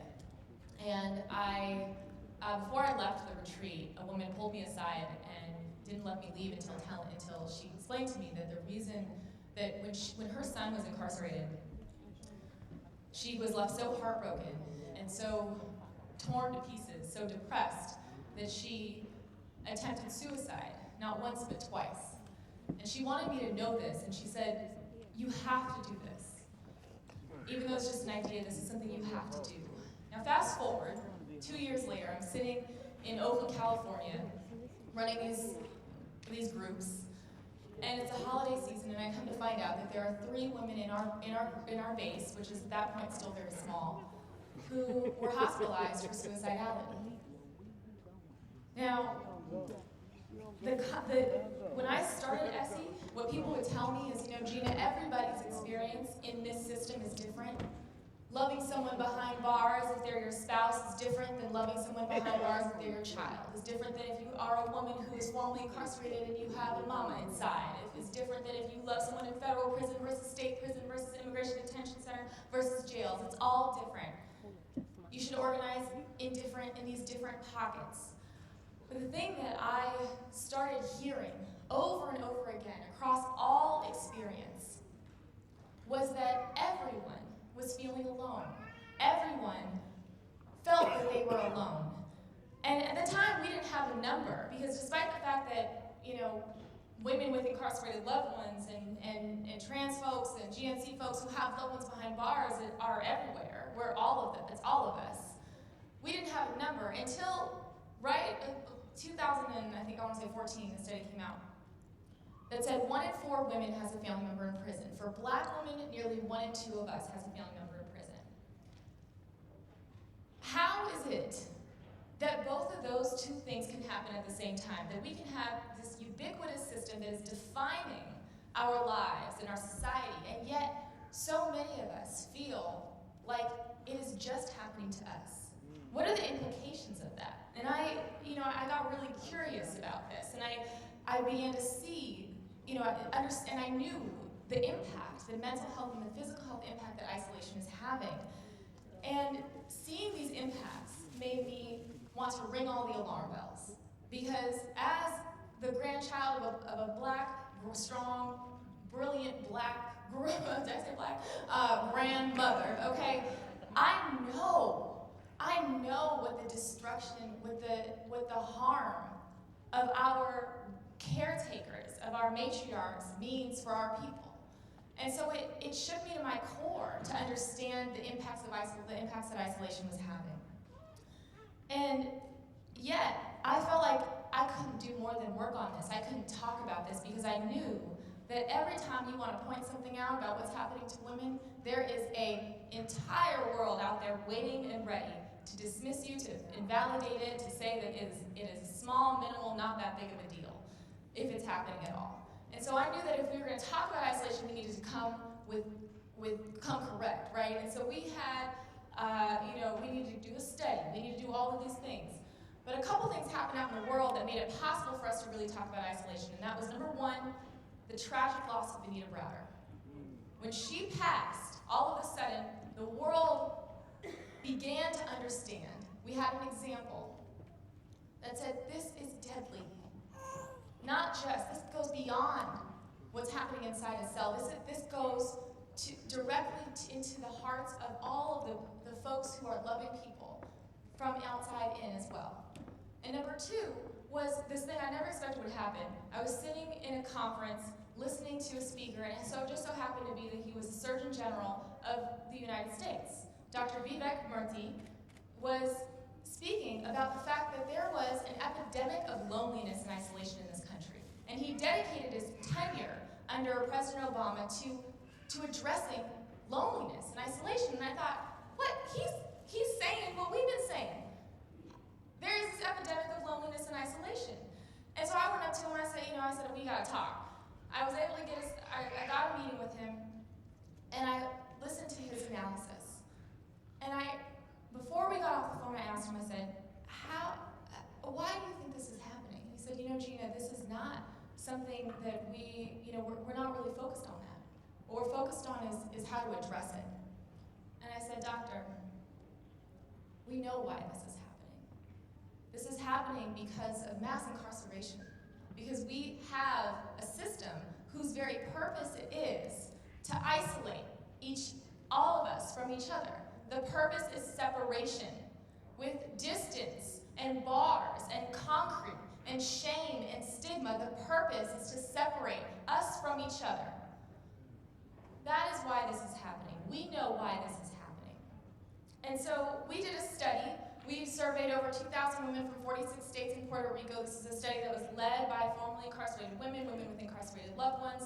And we asked women what was happening, and extreme isolation was what we found.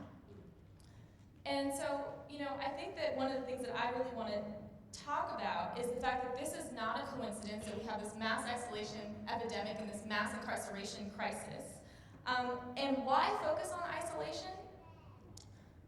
Because it is killing us, if that's not clear, that it's a moral imperative.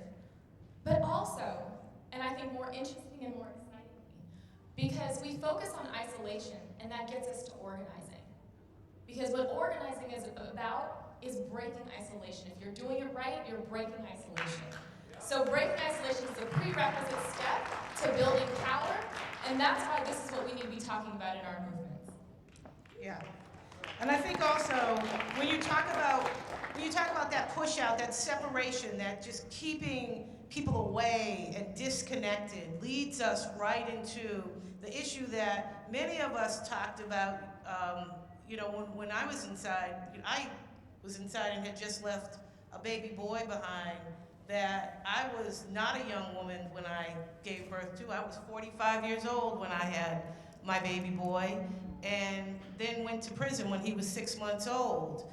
And having had that experience, though, gave some hope and some light to the sisters who were inside that were serving sentences that were so long that it took away the hope of them having the right to have children. And Alejandra, I'm going to ask you, that one, that talks so much about you're that one. Talk to us a little bit about reproductive rights and where these things start to collide because of this issue of incarcerating our sisters. Hi. Yes, so I mean, criminalization is directly connected to reproductive justice. I just keep thinking, right now when you were talking about isolation, I kept thinking about as we're trying to get everybody free until they're free, until they come home, and I'm just like thinking of Cyntoia Brown coming home in August, and I think about when Kalief Browder came home also, and how, in a sense, we failed him, and how can we avoid that with Cyntoia? We're not disposable. We're not disposable, and because I understand that violence, right? Here in Washington Heights, y'all, there was an ICE van. I don't know if y'all heard, but there was an Immigration Customs Enforcement truck sitting outside of Washington Heights school, an elementary school, obviously predominantly Latino, Latinx, Panamanian, all of the good flavors. And that right there is violence in itself, right? Like, there's people selling food, there's mothers going to this school, and that was also this violence that they felt that they didn't know if they were gonna get to their child, right? This intimidation, this surveillance and control, right? And when I talk about my story, I share my abortion story as a form of resistance as well. I've had multiple abortions because you know what? The system ain't better, and I still don't have a livable wage. I still can't even vote, right? I can't even have decent health care right now. I can't really travel, right? There's a lot of barriers to my life, and how is that justice for me to like move forward with a pregnancy? 8 out of 10 women that choose to have abortions already have children, and they know what it takes, right? When I was inside, I was able to talk about my organizing of reproductive rights and reproductive justice. And I remember telling women what I did, what we did outside, how we supported. We may not have abortions, but we support you in your decision because you are the expert in your life. And we understand the systemic oppression. We understand that. And I remember telling these women in there, like, I've had the access and the privilege to choose over my own body, regardless that I sometimes see that my body isn't mine. It's still under state control. I'm out on bond only, y'all. $9,000 took my family to get me home, but they can bring me back in whenever they want. And the women inside there were like, wow, I've never met an activist, never met a reproductive justice activist, and I love all my children. I have 5. But if I would have known I had choices, I wouldn't have 5 kids missing right now. And those are the people that are inside. Those are the people that are filling up these jails. There's 24,000 immigrants right now in jail. When people talk about kids in cages and people in cages in this whole immigration movement, a lot of folks are finding out about Immigration Customs Enforcement, who they are. They're just another police task force. They've only been around for 15 years. And their only duty is to target, imprison, and deport. So we understand that it's a concrete step, it's a step to understanding that we can end all detention, all surveillance, and all policing, right? It's a step because we could do that with legislation that can dismantle the agency and defunding ICE. That's a model that we can use to also defund all other police, all other funding of detention, because all detention, all incarceration is for profit, all of it. And I just want to say that, like, it's this violence against my body every single day. When I walk, when I get up, when I decide if I'm gonna drive my car, it's scary because every time I'm back in Arizona, and in Arizona, ICE and Immigration Border Patrol agents, they work really well together. And when I'm driving my car just to do my organizing work, I know that I can get pulled over, and I don't know if I'm gonna go home that day. I don't know if I'm gonna end up with a Border Patrol agent or in an ICE box, which are these detention center spaces where they hold you like meat, like packet, like really, really cold, where I remember thinking, I just wanna die. And I just wanted to say that our choices are sometimes they're already forced. They're already forced. But you know what? Working with my sister friends that have put it upon themselves to fundraise for my deportation defense campaign, because you know what? It's all of our business now. Because you know what they said in Arizona? I'm fighting for a pardon, y'all, because maybe that could protect me from deportation, because I already told y'all that judge already told me I gotta go, but I'm appealing that right now. But we're also gonna fight and try to get a pardon, right? But folks already have told me, the governor, who hasn't given no pardons, only one, to a white man who wanted to get his gun rights back. And the people tell me, well, you know, it don't matter how many felonies you got, it don't matter that you smoke weed, it don't matter that you talk about police, you know, all of this good stuff. It matters, he's not gonna give you a pardon because of your abortion advocacy. So now it's all of our duties, because he's messing with our body, with our choices, right? And it's wild that literally my beliefs and my resistance, my right to dissent, my knowledge and censoring and what I'm fighting against, that's what's gonna get me to not get this pardon? The multiple identities of our intersections, right? And I think that's why people support me a lot, because I talk about all of us. I bring everybody's stories inside, and at the end of the day, you choose when you want to create a life. You don't have to support us, but you will. You don't have to have an abortion, but you will support us, or you're gonna have to shut up. Tell us how we donate to your defense fund. Really quick, everybody can find my case at keepalefree.org. Yes, we know that I'm not yet free, but we can keep me out of jail. That's what keepalefree.org stands for, and y'all can follow my case and y'all can donate. It's a big campaign, and we're gonna abolish ICE and fuck the police and put them on trial. All right, as we come to a close, I wanna bring Jessica in to wrap this up with us around our young women warriors, sister warriors. And that's right, Bay folk. Talk to us a little bit about that work. Boo, California, boo, yay, New York.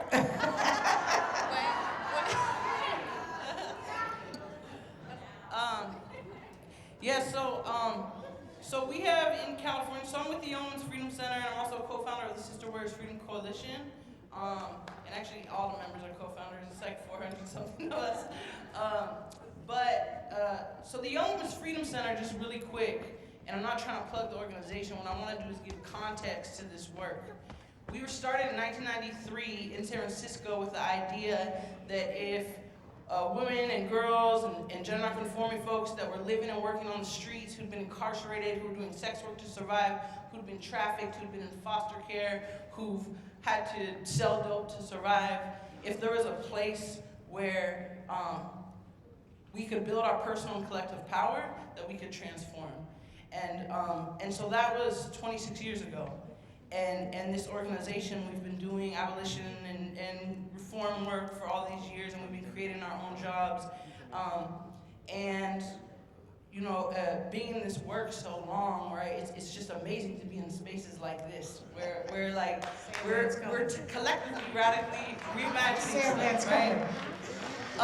But the Sister Warriors Freedom Coalition, we formed not to create another organization, not to create another organizational-based campaign, but for a place in California for incarcerated, formerly incarcerated, and system-involved women and girls and non-binary folks to come together to use our power to transform. And we have about 450 members. We do leadership development, we do organizing, statewide policy work. There is clearly not enough time to begin to even scratch the surface on all of the incredible work that's happening around this country to bring about the freedom of our sisters, of our fam. So I want to please a round of applause for all of the women who have come. And thank you very much. I'm sorry, but I know what we didn't do is talk about the council. Can we just really quickly, the work of the council and Andrea James in this moment, and all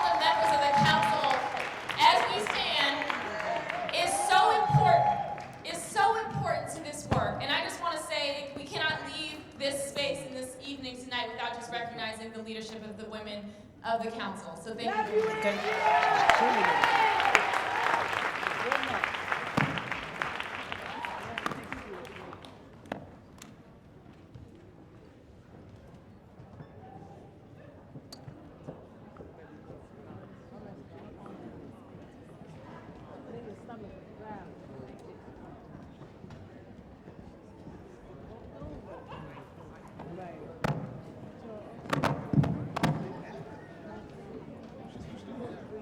What? Where y'all going? Wait a minute, I got my stick.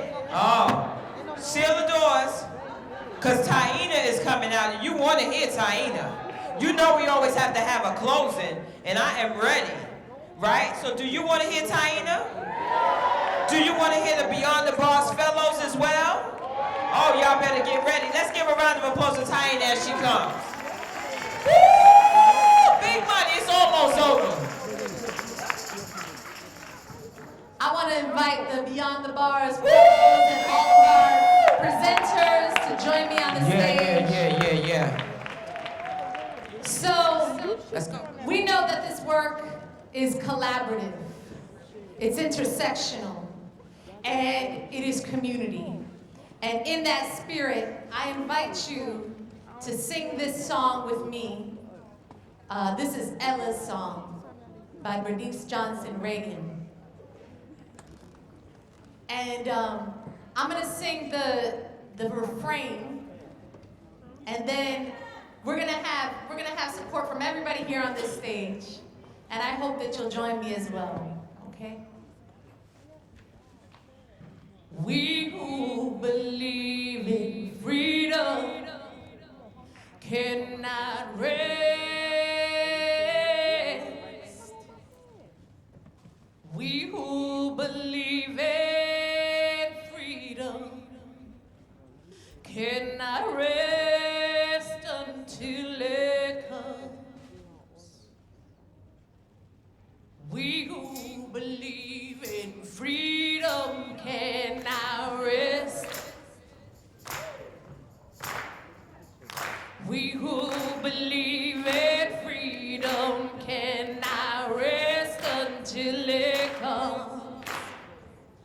Until the killing of black men, black mother's son, is as important as the killing of white men, white mother's sons.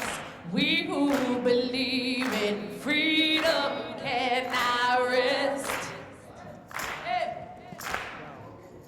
We who believe in freedom cannot rest until it comes.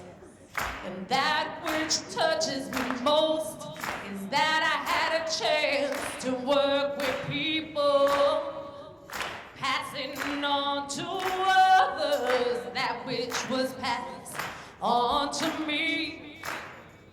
To me, young people come first. They have the courage where we fail. And if I can shed some light as they carry us through the gale, we who believe in freedom cannot rest. We who believe in freedom cannot rest until it comes. Struggling myself don't mean a whole lot. I've come to realize that teaching others to stand up and fight is the only way our struggle survive. I'm a woman who speaks in a voice, and I must be heard. At times I can be quite difficult. I'll bow to no man's word. We who believe in freedom cannot rest. We who believe in freedom cannot rest until it comes. Not needing to touch for power, not needing the light to just shine on me. I just need to be one in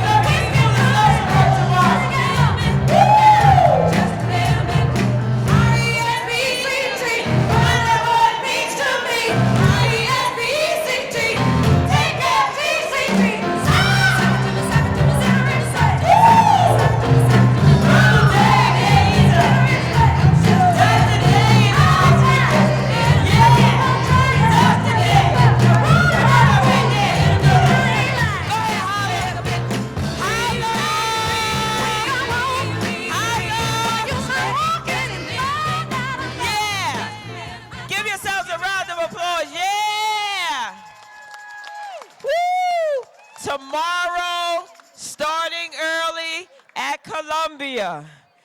The party does not stop here. Tomorrow. You're amazing. Thank you. Thank you, Michelle. A little respect. Thank you so much. Thanks for coming. Tomorrow and Sunday, don't miss out. What you want? Don't miss out.